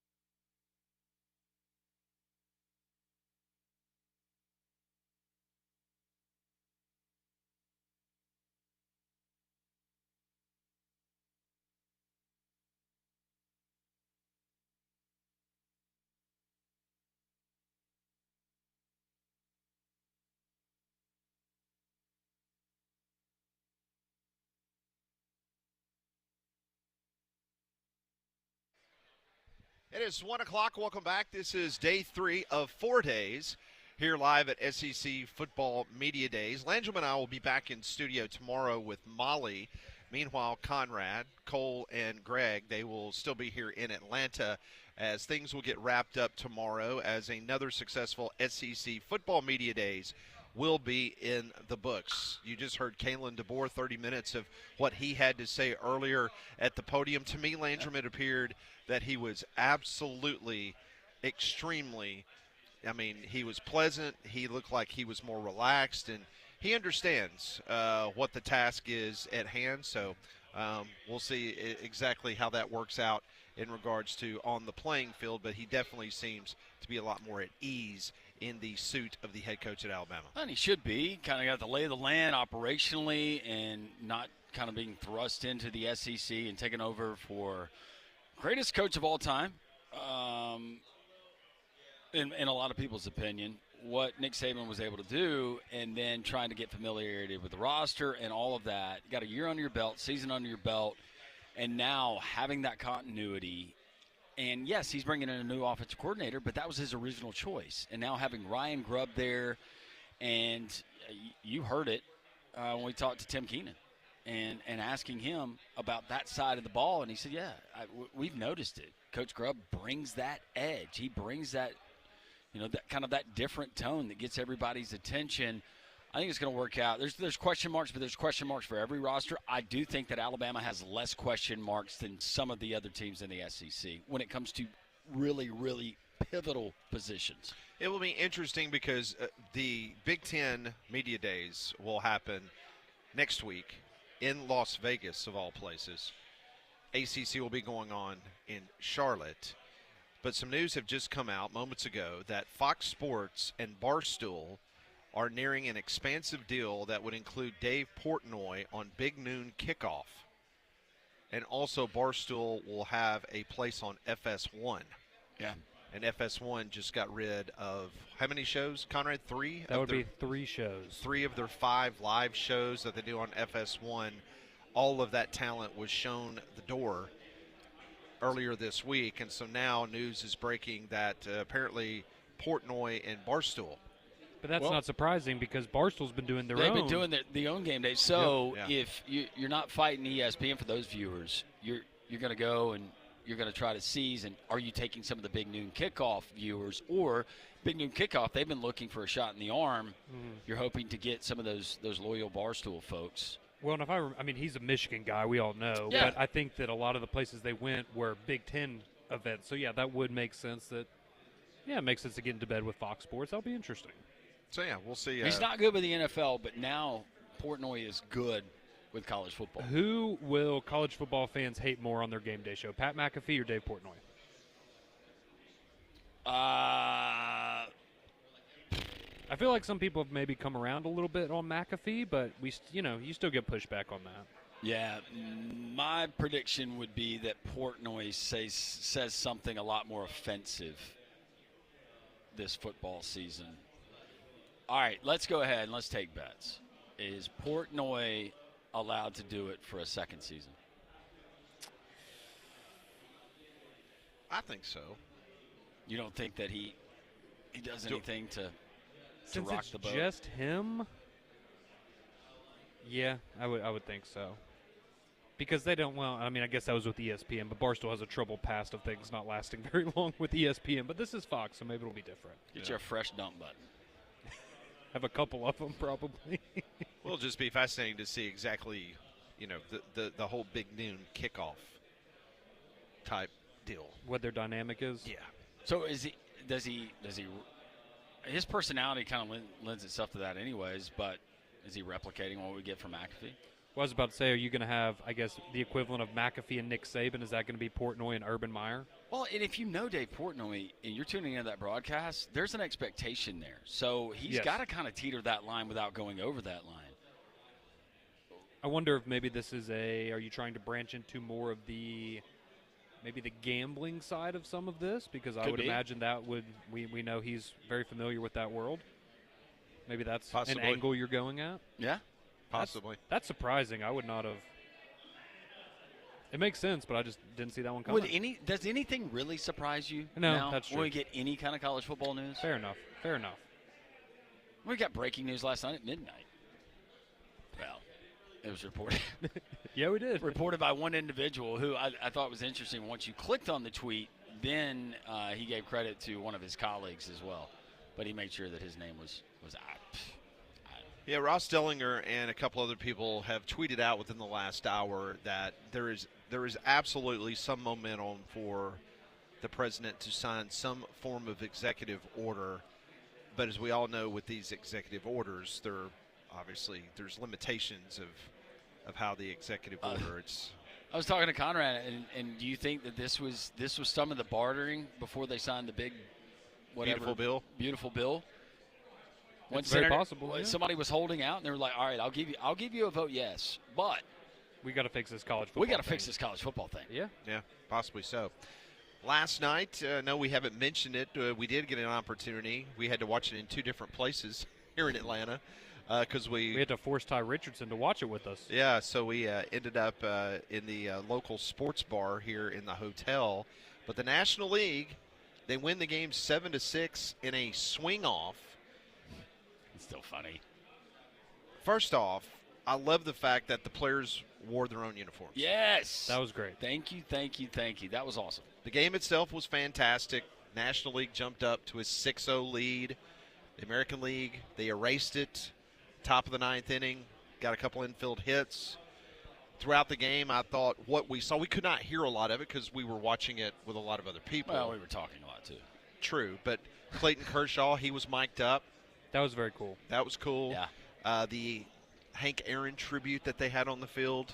That's very well done.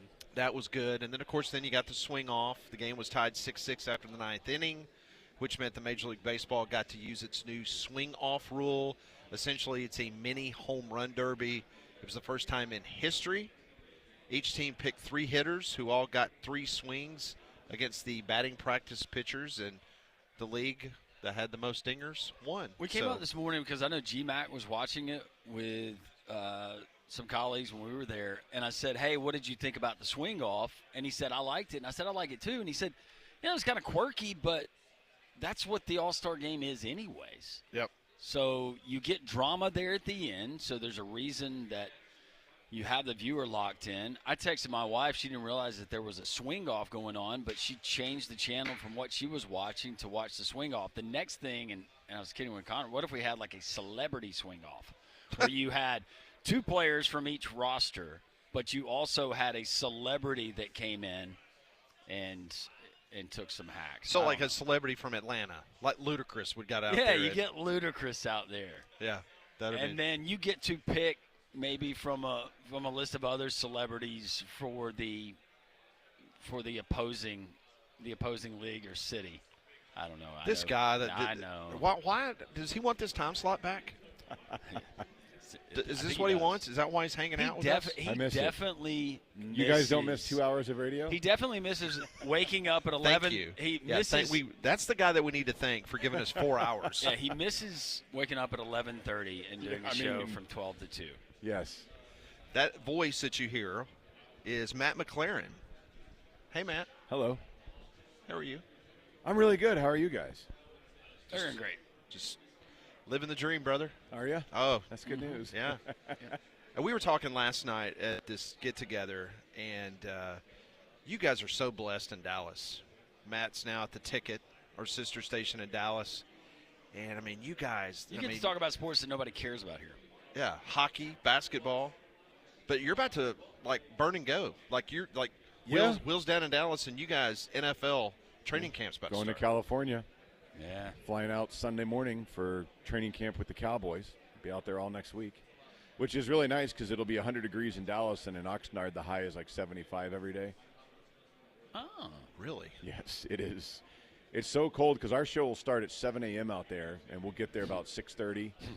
Oh, man. It's love the. You have to wear long pants and a hoodie because it'll be in the like 50s that early in the morning. Yeah, that's tough. That's like spring weather in Alabama, where you have to do a wardrobe change about 1 o'clock in the afternoon. Yeah. How's 4 hours a day? How's that doing? It's different than 2. oh, you don't have to tell us. I know. No, it's when I first went out there. I do a show with Donovan Lewis, so it's me and Donnie. And when I first went out there, we did 10-1, so 3 hours, and you had the extra hour. But going from doing a show 2 hours by yourself to 3 hours with somebody else is fine. That fourth hour, when we had that added on at the beginning of this year, going from 3 to 4 was a bit of an adjustment. It was a little strange at first. You know, some of those benchmarks that you get used to that, we're halfway done, we're 3 foot, you got to readjust. And you definitely, I'm sure you guys understand what I'm talking about. It definitely, the energy level and how you feel afterwards, you can tell that you've been on the radio for a little bit longer. No Say question. Hello to our viewers there on Jox TV, Hello. YouTube. Jox TV, it's my debut on Jox TV. It is. You would have worn makeup if you'd have known. I would have. I'd look way better with makeup on. Your beard looks good. I do my best. I oiled it this morning. So. Did you? Yeah. Looks good. Yeah, somebody told me you should oil your beard, so I started trying to do that. Did you do that for the Beyonce concert, or was that for media days? Just for media days. I wanted to look my best, so I wore my best T-shirt, hoodie. I got a nice hat. Matt never has to worry about checking a bag. No, he's got basically a plastic grocery store sack with everything that he needs in it. Right, that's all I had. I did bring a shirt with a collar on it just in case. But wow. I don't even know if I've ever seen you with a collar shirt. I have, and it looks weird. Did it? Like Kalin D'bor, okay, people want him to wear a collar. I don't want Matt wearing a collar. It looks weird. Yeah, I'm T-shirt man, that's for sure. All right, I wanted to ask you about the Cowboys because obviously with a brand new head coach, how's that going? Like, how did the fan base react to that? Are they excited? Or who did they want originally? Or was this the person that they had identified? Schottenheimer was not the guy that anybody wanted. Okay. Like when those rumors first started coming out early on, I think a couple of us thought, there's no way that's happening. Like, where's that coming from? That's strange. And then we heard from some people in the Cowboys that there was actually legitimate interest in him. I think that there was probably a large portion of the fan base that was hoping that they could convince Bill Belichick to not do North Carolina and that Jerry would just buy him out, like, come coach for me. So outside of that, it was hard to say who they wanted. I know some of the hot offensive coordinator names that are out there. Right. Cliff Kingsbury seemed to be one that made a lot of sense as maybe a second-time head coach, and he could have learned from his first stop. He coached at Texas Tech for years and years as a Texas guy, so that would have made some sense as somebody that's kind of up-and-coming potentially. Other offensive coordinators that were out there, Ben Johnson was probably, as it was for all the teams that had openings, I would imagine the guy that all the fan bases wanted, and Cowboys fans were no different. That just wasn't going to happen. For whatever reason, Jerry just doesn't pay coaches. He just doesn't believe. He'll sit there and tell you to your face, if you told me a check would win me a Super Bowl, I'll write the biggest check right now. But then he won't go and pay coaches. And I don't think that he was ever going to pay the money that Ben Johnson would be able to command. So I think Schottenheimer's won over a lot of people. His introductory press conference I thought was phenomenal. He really seems to care. A lot of the players, it's the way he cares about the individuals and the things that he is doing seem kind of hokey, but also seem to them to matter. We'll see if it does. It sounds great in the offseason, and it's great for building camaraderie, but if you start 1-3, are you going to be excited you played paintball with each other? I don't know. It seems like to me, and going back to Jerry Jones, where you would pay a coach if you were losing customers. You would think. But he's not. Is he losing customers there in Dallas? Because last time I checked, it's an uber successful franchise. It is. Whenever he passes on or his family decides to sell it generations from now, you're going to make a lot more money than what he paid for it. He is going to make a ridiculously amount more money. And that's the Lakers, I think, sold for way more than people thought. If they ever decide to sell the Cowboys, it $20 billion? Because the value, I think, last year in Forbes was $10 billion, if I remember correctly. Most valuable franchise, sporting-wise, on earth. More so than any EPL franchise, any other American franchise. So it is kind of strange, like, why he doesn't invest more in the things that he can. Because he and Steven both love to bring up the salary cap. Well, there's only so much to go around, and all that. But, okay, let's buy into that. Then the coaching and all that, the training facilities, anything you want, there's no cap on. Why don't you spend money there? Is coaching the problem? I don't know what the problem is. I think that there's some sort of a disconnect between when players come to Dallas, the focus is not necessarily all on football. And I think there's a disconnect. I mean, there's been articles that have come out about this, about they're working out at the Star, working out during football season, trying to win a game that week, and tours will be going on through the Star where, oh, look, there's Dak Prescott, and over there, whomever it is that we can see. And players have said that when they go, they have their lunches, they take the tour through the lunch, through the cafeteria. Oh, my goodness. And so I think there's a lot of distractions where the focus is not 100% on football. And I think that a lot of the times the new guys that come in and maybe even some of the rookies, I'm a Cowboy now. Like, I've got it made. And they kind of do. The way that they're treated. Sounds like there's a lot of value in that tour, though. Right? Next time I'm in the Metroplex. I'm not a Cowboys fan, but I want to go watch guys eat lunch. I mean, depending on when you show up, you very well may see whoever your favorite guys are. Like, man, this is incredible. But it's the whole thing. Like, I think they're now the only NFL team that does not have training camp in their home state, at least. And the vast majority of them are doing them at team facilities or within an hour radius.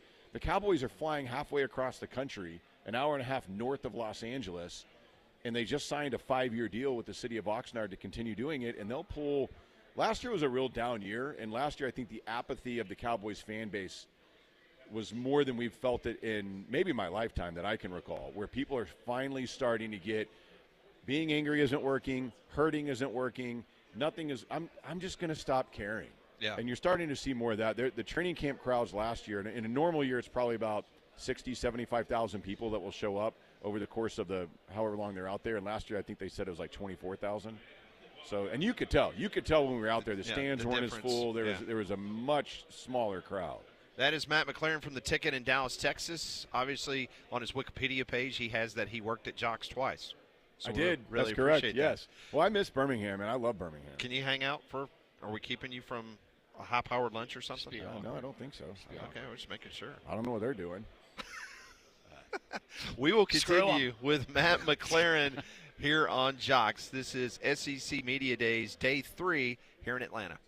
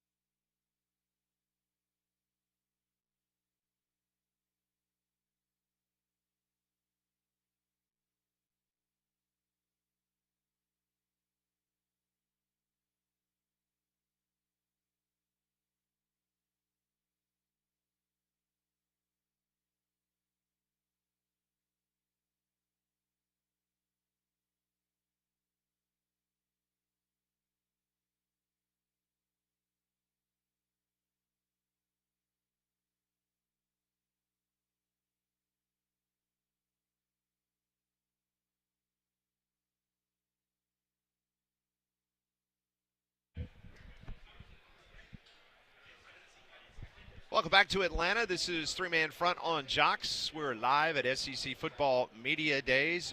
We will continue on with Matt McLaren momentarily. Also coming up later this hour, Ty Richardson from ESPN Radio in Arkansas. Well, Diamonds Direct is the place where competitive pricing meets warm, expert service. You'll never feel rushed, and their focus is on finding the right piece for your style, budget, and occasion. They also offer free cleanings and polishings to resizings and routine repairs. Diamonds Direct provides complimentary care for the lifetime of your jewelry with no strings attached. And when you are ready to upgrade your diamond, you'll receive 110% off of your original purchase price towards your new selection, and that's a signature perk that sets them apart. So go check them out here in Birmingham. They're located in the Cahaba Village in Mountain Brook, and they're proud sponsors of Alabama, Auburn, and the Barons. Matt McLaren from The Ticket in Dallas, Texas. You remember Matt McLaren, the Matt McLaren Show on Jox. We appreciate Matt stopping by here at SEC Football Media Days. Here's a breaking news story that just came out just 25 seconds ago, and it's from Brett McMurphy of On3. He's reporting that the Big Ten will not back off its preferred college football playoff format, guaranteeing the league 4 automatic qualifiers unless the SEC decides to add a 9th conference game. So here we go.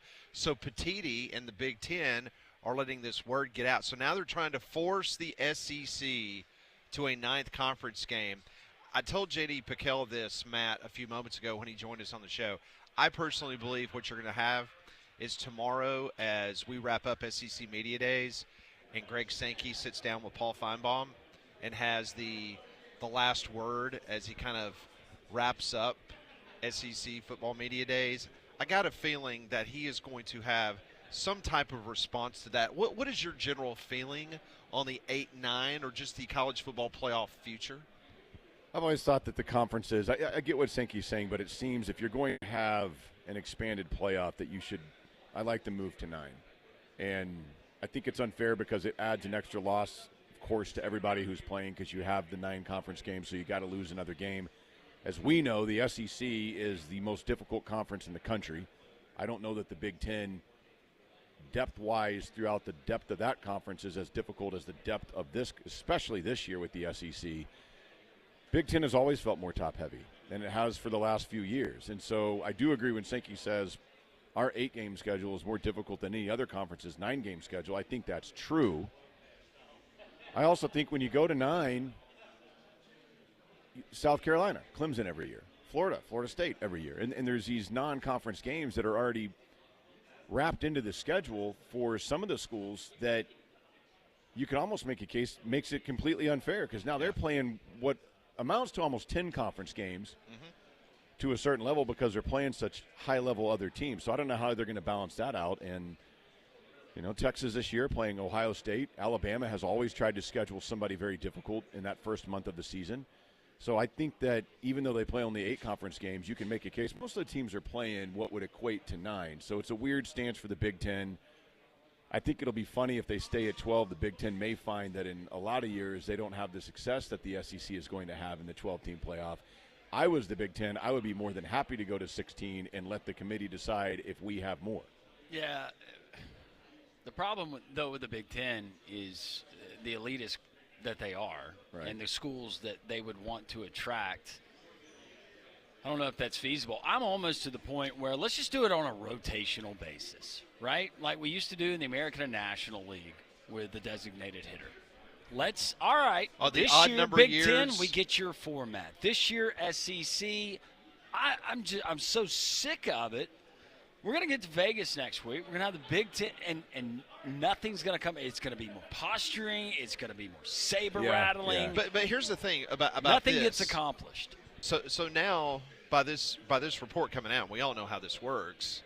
That I'm not saying that Brett McMurphy's a mouthpiece for the Big Ten, but when you're a reporter and somebody wants to give you the kind of lead in a story like that, you're going to take it. Sure. I mean that's your job. But for this to come out at SEC Football Media Days, and let's say that the SEC decides, okay, we are going to go to the 9th conference game, then it looks like the Big Ten is now running the SEC. Right. And that ain't going to fly. Right. That's very true. Now, I'm telling you, there's enough chancellors and presidents in this conference. they're not going to take too kindly from people in the upper Midwest trying to decide what's best for Starkville, Mississippi, and Athens and Gainesville, Florida.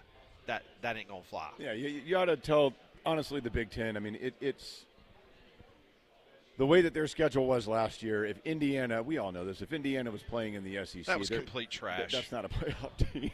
So that was trash. It's not the same. And for you them saw what Indiana did yesterday. They announced that they got rid of their series with Virginia, and they picked up like Eastern Illinois, and it's just complete just trash. Right, and you don't have that in this conference. And everybody that tries to say that the SEC will play a cupcake schedule with their non-conference just isn't paying attention to the conference and doesn't know what they're talking about.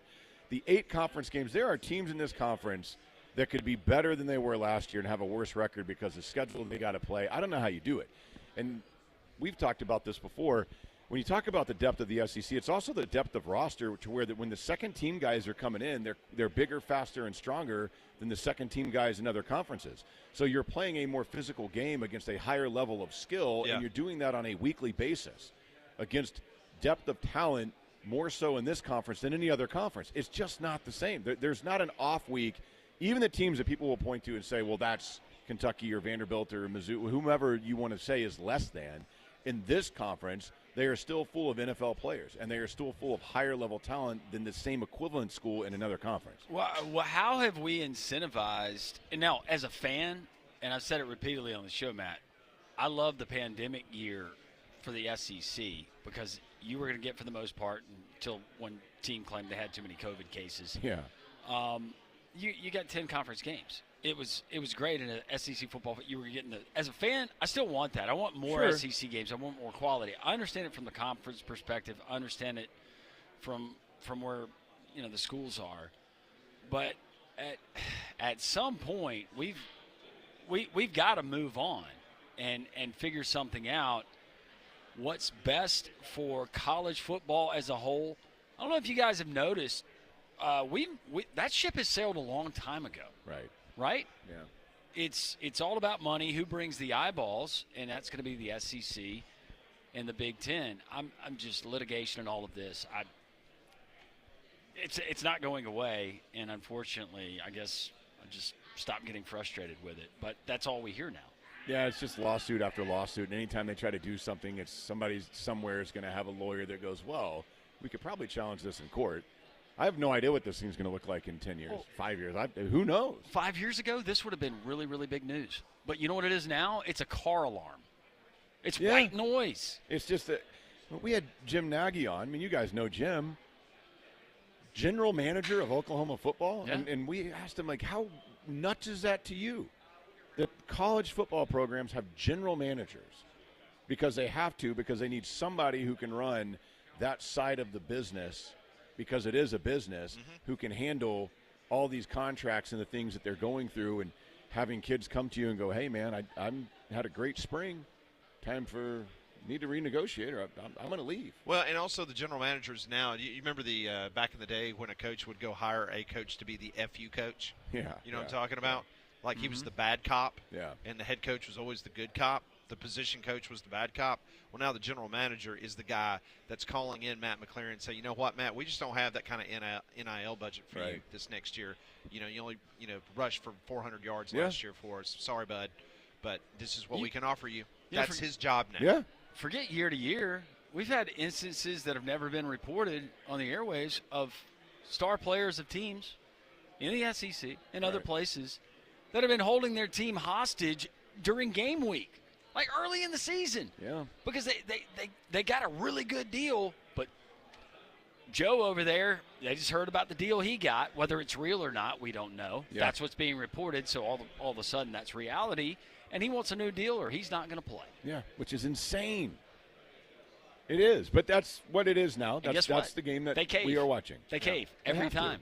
Matt, it's always great to see you. Continued you success. guys as well. I appreciate it. Thank you. Good luck in California. Tell Jerry we said hello. I will. I'll let him know. Does he have hearing aids, or is he still good?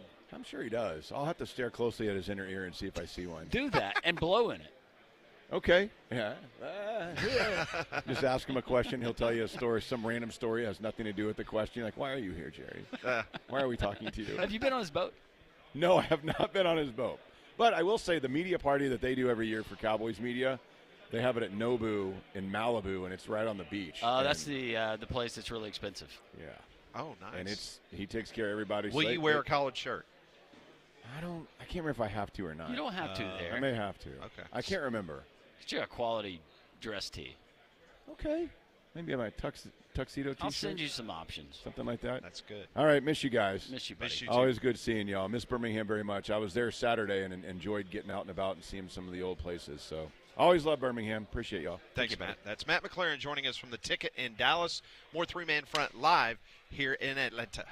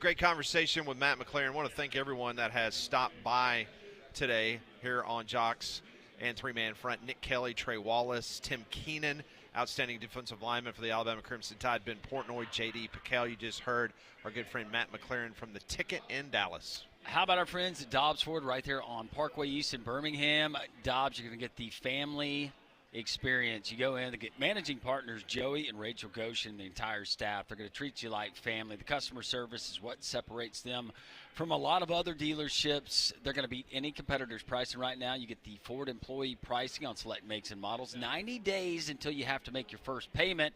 F-150s, Mustangs, Broncos Sports. How about an Expedition just in time for fall? And all the tailgating, you can do it there at Dobbs Ford. DobbsFordBirmingham.com. DobbsFordBirmingham.com. Once again, located right there on Parkway East. When you get in there, tell the Goshens and all the friendly staff at Dobbs that Landrum from Three Man Front and Jox sent you. Ty Richardson from ESPN Radio in Arkansas joins us here on Digital Drive. We hung out with Ty last night. And Landrum, would you like to tell the audience how all three of us, myself, you and Conrad, how we were hurt emotionally last night as we were hurt emotionally. I want to start, though. I want to take our listeners and our viewers back a little ways. As we left the event that was sponsored by the SEC, very nice event. Yes. They rented out the place. We're all watching from our own little area that had couches and chairs, a very intimate setting where we could really converse. Yeah. Then we're leaving. He notices Conrad's dreadful shoes. He points that out. That was a little bit of an issue, but I'm glad that you pointed it out. He needed to hear it. Then Ty says, "Well, I'm gonna check out. I'm gonna go to bed." So he goes off to his room. Whatever. We go to our floor where our rooms are, and then spontaneously, it's like, I really didn't eat a lot, very much at the deal. None of us did. Let's go down because the sports bar downstairs has food and they keep the kitchen open until midnight. So great. We go back down there and Ty is hosting an event. Yeah, he sure is. He's got 3 tables of people. He's holding center court. He's having the time of his life. He was almost like, whoo, got rid of those Birmingham guys. Now we can have fun, boys. We catch him, and it was the most awkward. It was, how would you describe it? It was just literally reminded me maybe back in high school where, you're dating a girl and then you go to a party on a Friday night for the football game, and then all of a sudden, I'm sick. I'm just going straight home. I'm not feeling well. And then you go, and then all of a sudden, Yeah, she's making out with somebody else there at Lover's Leap. Yep. Sounds like Euro Trip. You seen the movie Euro Trip? No, I haven't. Scotty doesn't know. Okay. That's what, yeah. But it was funny because the moment that he saw us, because I went and changed clothes. Yeah. And so maybe it was because I had a baseball cap on. And at first, he didn't recognize us. I did a wardrobe change as well. Oh, did you? Yeah. Okay. And then all of a sudden. Comfort colors. Yeah. Comfort colors. Yeah. So then I went more earth tone. And so all of a sudden, we just like, what is going on here? Mr. I'm tired. I'm going to bed. I got to get up at 4:30 to start preparing for my statewide radio show tomorrow. Oh, I got so much to do. Then all of a sudden, there he is. I swear, she was just a friend. There was nothing more than that. Yeah. That was pretty much what we got from Ty. Yeah, but as soon as we sat down, who made a beeline over to us, pulling a chair up. Yep, trying to make up. Yep, trying to make sure everything was good. Even so much as Ty had nothing or had something to eat. But he felt guilty because I ordered wings, Conrad ordered wings, Ty orders wings. They were good. Until this morning. But they weren't hot. Like, Conrad was like, these are hot. Yeah, he's not going to do good with that hot chip challenge, is he? Conrad was sweating yesterday eating those. And you were, like, making fun of him because you were saying they're not hot. They were, and I wasn't being a They legitimately were not that hot. So what do you say for yourself? Do you want to come clean finally, or do you want to continue this bogus story of how this supposed friend had texted you and said, hey, meet me at the bar? Well, the funny thing is, Tommy actually was like, yeah, you sat with them for 15 minutes, so we went up and left. So that's why he wasn't. And he said by the time I had called him, he was already up in the room and he didn't answer it. So something's happened for a reason. I just get to hang out with you guys a couple more hours. We thoroughly enjoyed it. We were going to our room. We're like, oh, man, Ty's such a great guy. That was a lot of fun, man. We need to do that more often. That was really cool. And then we go down there and we go, all right. Things change in a quick jiffy. So that's I had a good reputation. Now it's been lost with not just you guys but your listeners. So I'm just surprised you guys wanted to subject themselves to this once again. No, we just want to tell you how hurt we were. Well, actually, I kind of want to put you on the spot. There's not been much buzz, not much sizzle here at Media Days. You're going to be here through tomorrow. We're kind of leaving it up to you. Yeah. Okay. You be that provide guy. something. Yeah, you think Sam Pittman, he's going to be that guy? Comes out and he says, it's been a good run, but I want to firmly announce here at the podium. This is it. It's going to be it. I'm opening a drywall supply store. That's good. In Hot Springs. I think Drink always has an opportunity to say something off the wall. He does. Yeah. He goes at Arkansas. He's an Arkansas guy, and he loves kicking Arkansas's butt, which he's done pretty much every year since he's been there. So if you're waiting, like the Luke Skywalker, Last Jedi, Last Hope, it's Drinkwitz. I tend to think that coaches have held stuff close to the vest all week. It's going to be similar, but that's the one guy I would say that you might have a chance to hear something from. I would only feel comfortable asking you this. Yeah. What's the better football job? Is it Arkansas or Missouri? And now, in today's climate, Yeah. past 100 years, it was Arkansas prior to, 2011. And now it's Missouri. You got St. Louis. You got Kansas City. You've got an easier schedule. I know that'll flip this next year. You've got a state that seems to be fully behind that program. Mm-hmm. Drink's a really good coach. Oh, He didn't get enough credit, kind of being the westernmost part of the SEC pretty much. I know Austin's there now, but I would say Missouri, and that pains me. You can see tears in my eyes right now saying that, but that's reality, and I hate that, but it's true.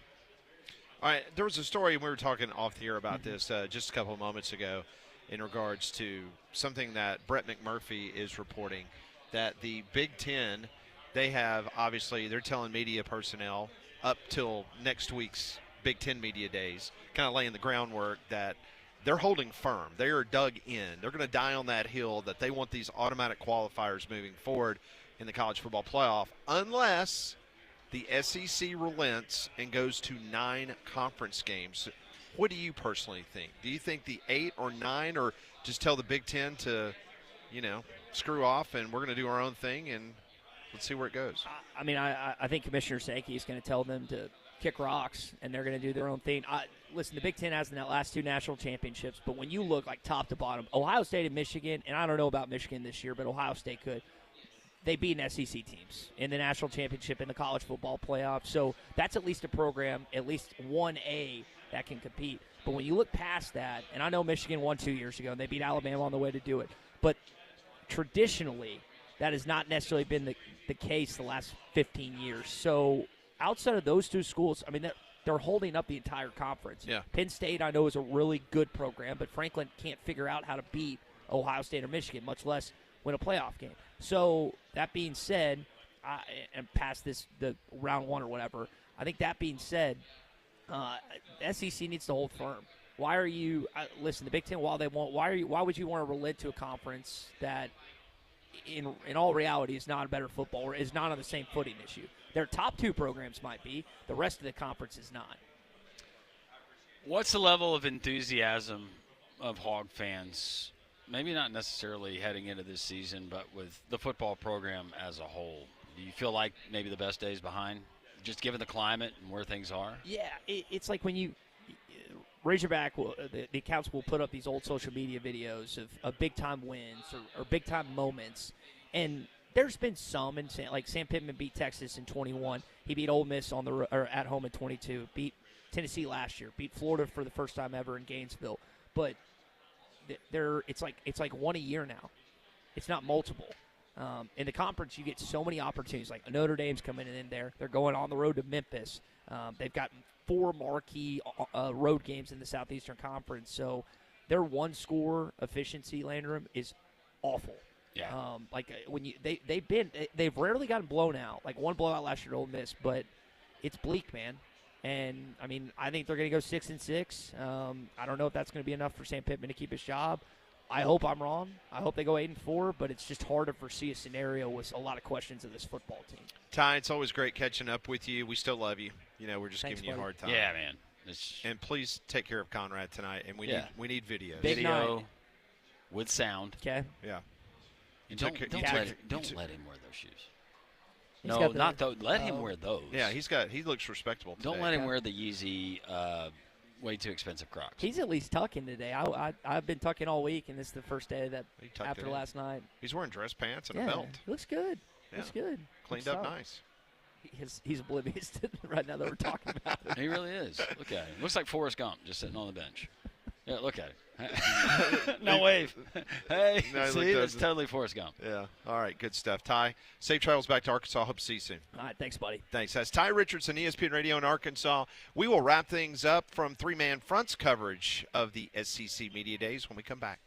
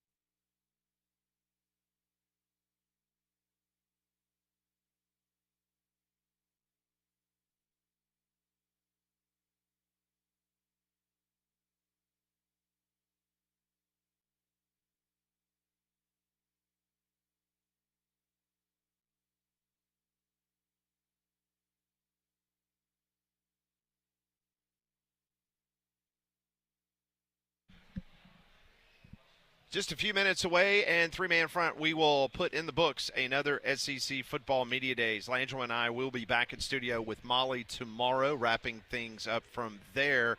But it's been a good week, Molly, and looking forward to seeing you and being back in Birmingham. Yeah, I'm excited to have you guys back. Also, let me tell you about Train, because the Alabama heat and humidity can be brutal, but don't let it affect your home and family. Keep them comfortable with an affordable Train cooling system. They've been recognized as America's most trusted brand for 11 consecutive years, and they're the official cooling partner here at Jox. So go and find a comfort specialist near you at train.com. I don't know what the AC bill is here in the College Football Hall of Fame. It's going to be hefty. But it probably is going to impact your ticket price if you come here as a visitor, because it has been especially that end of the building. Yeah, it's like 63 degrees down there. It's been fantastic, though. That's what we want. Yeah. You got to think, I mean, there's a lot of big boys walking around here. We've got to have a lot of offensive line. There's a lot of big boys. There's a lot of lights. There's a lot of people. There's a lot of, let's be honest, hot air. I have a theory, because, as we all know, heat rises. Yeah. And we're on the second floor, and we're really close to the entrance. And so I think that's why we're not getting It sweeps in when the door opens. The freezing temperatures in the back of the building. We walked outside, and it's hot, and there's it's humidity. 100-something degrees but outside. It felt great. It really did. Yeah, it's very refreshing. My nose stopped running. All right, Conrad, so you're in charge tomorrow to get us a big breaking story here, as you will still be here in Atlanta. Hey, if you can't break the news, make the news, my friend. Well, let's see. I was about to say it was Greg on Monday, then you today. Well, his had potential, but it got squashed. Yeah, I tried to.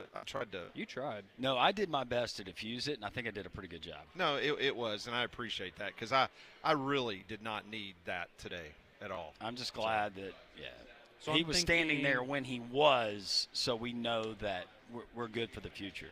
Yes. So I'm thinking tomorrow, Kirby to the Falcons? Something like that? Generate some conversation? We need Drinkwitz to go off on Brett Bielema. Ooh, that would be great. Because I think Drinkwitz, if somebody asked him the right question about the college football playoff and maybe the 8-9 deal, because Kalin D'bor gave it an extremely generic answer today. Oh, he did. He was asked about, hey, Coach, do you prefer the 8 or 9 game conference schedule? Oh, well, that's pretty much, I'm paraphrasing, that's above my pay grade. No, that's pretty much exactly what he said is, someone else deals with that. Ask Drink about his likeness on the new video game. Now, if Gundy was here. Yeah, or just ask him about Gundy's. Show him a picture, have an example where he can reference it. Did you say they've already changed Gundy's? Oh, have they? It's still bad. That was – you have to leave stuff like that But they updated it a little bit. Okay. Yeah, it's still bad, though. It's been a great week here. I want to thank everyone, especially Molly back in studio, just the incredible work she's been doing, getting all of these interviews and everything out on social media. Appreciate all of her hard work. Conrad here on site. Him and Damian bright and early in the morning, my partner Landrum.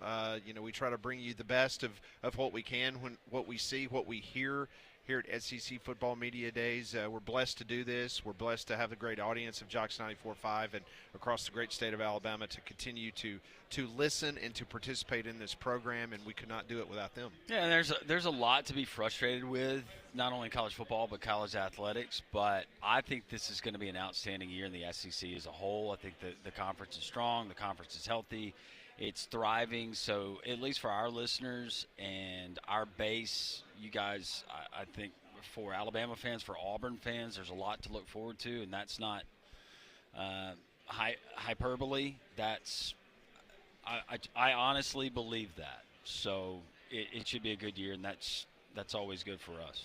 45 days away, I believe that's what Billy Napier said when he was at the podium. 45 days, and 45 we'll have days. real contact. Well, I guess 44 if you're an Auburn fan. Friday night. That's right. Oh, that's right. How was Billy? Sunbelt Billy, how was he? He spent a lot of time reflecting on, he spent a good bit of time talking about how cool it was going to the Final Four and watching Todd Golden win a national championship. Spent a lot of time talking about his family and just kind of embracing the expectations. He said at the end of last year he felt that his team was playing as well as anybody in the country and hopes to see that continue this year. You should have asked him what he thought about Kevin O'Sullivan and what he said there at the baseball regional. Yeah. See, that would have gotten some headlines. I'll text you some more ideas. He might. Yeah, thank you. Yeah. Appreciate it. Don't go overboard tonight at Please karaoke. just make sure you don't charge it to the room. I may not even go to karaoke. Because it's my credit card. Please don't do that. I'm not. I'm going to be good. You have a $75 credit, though.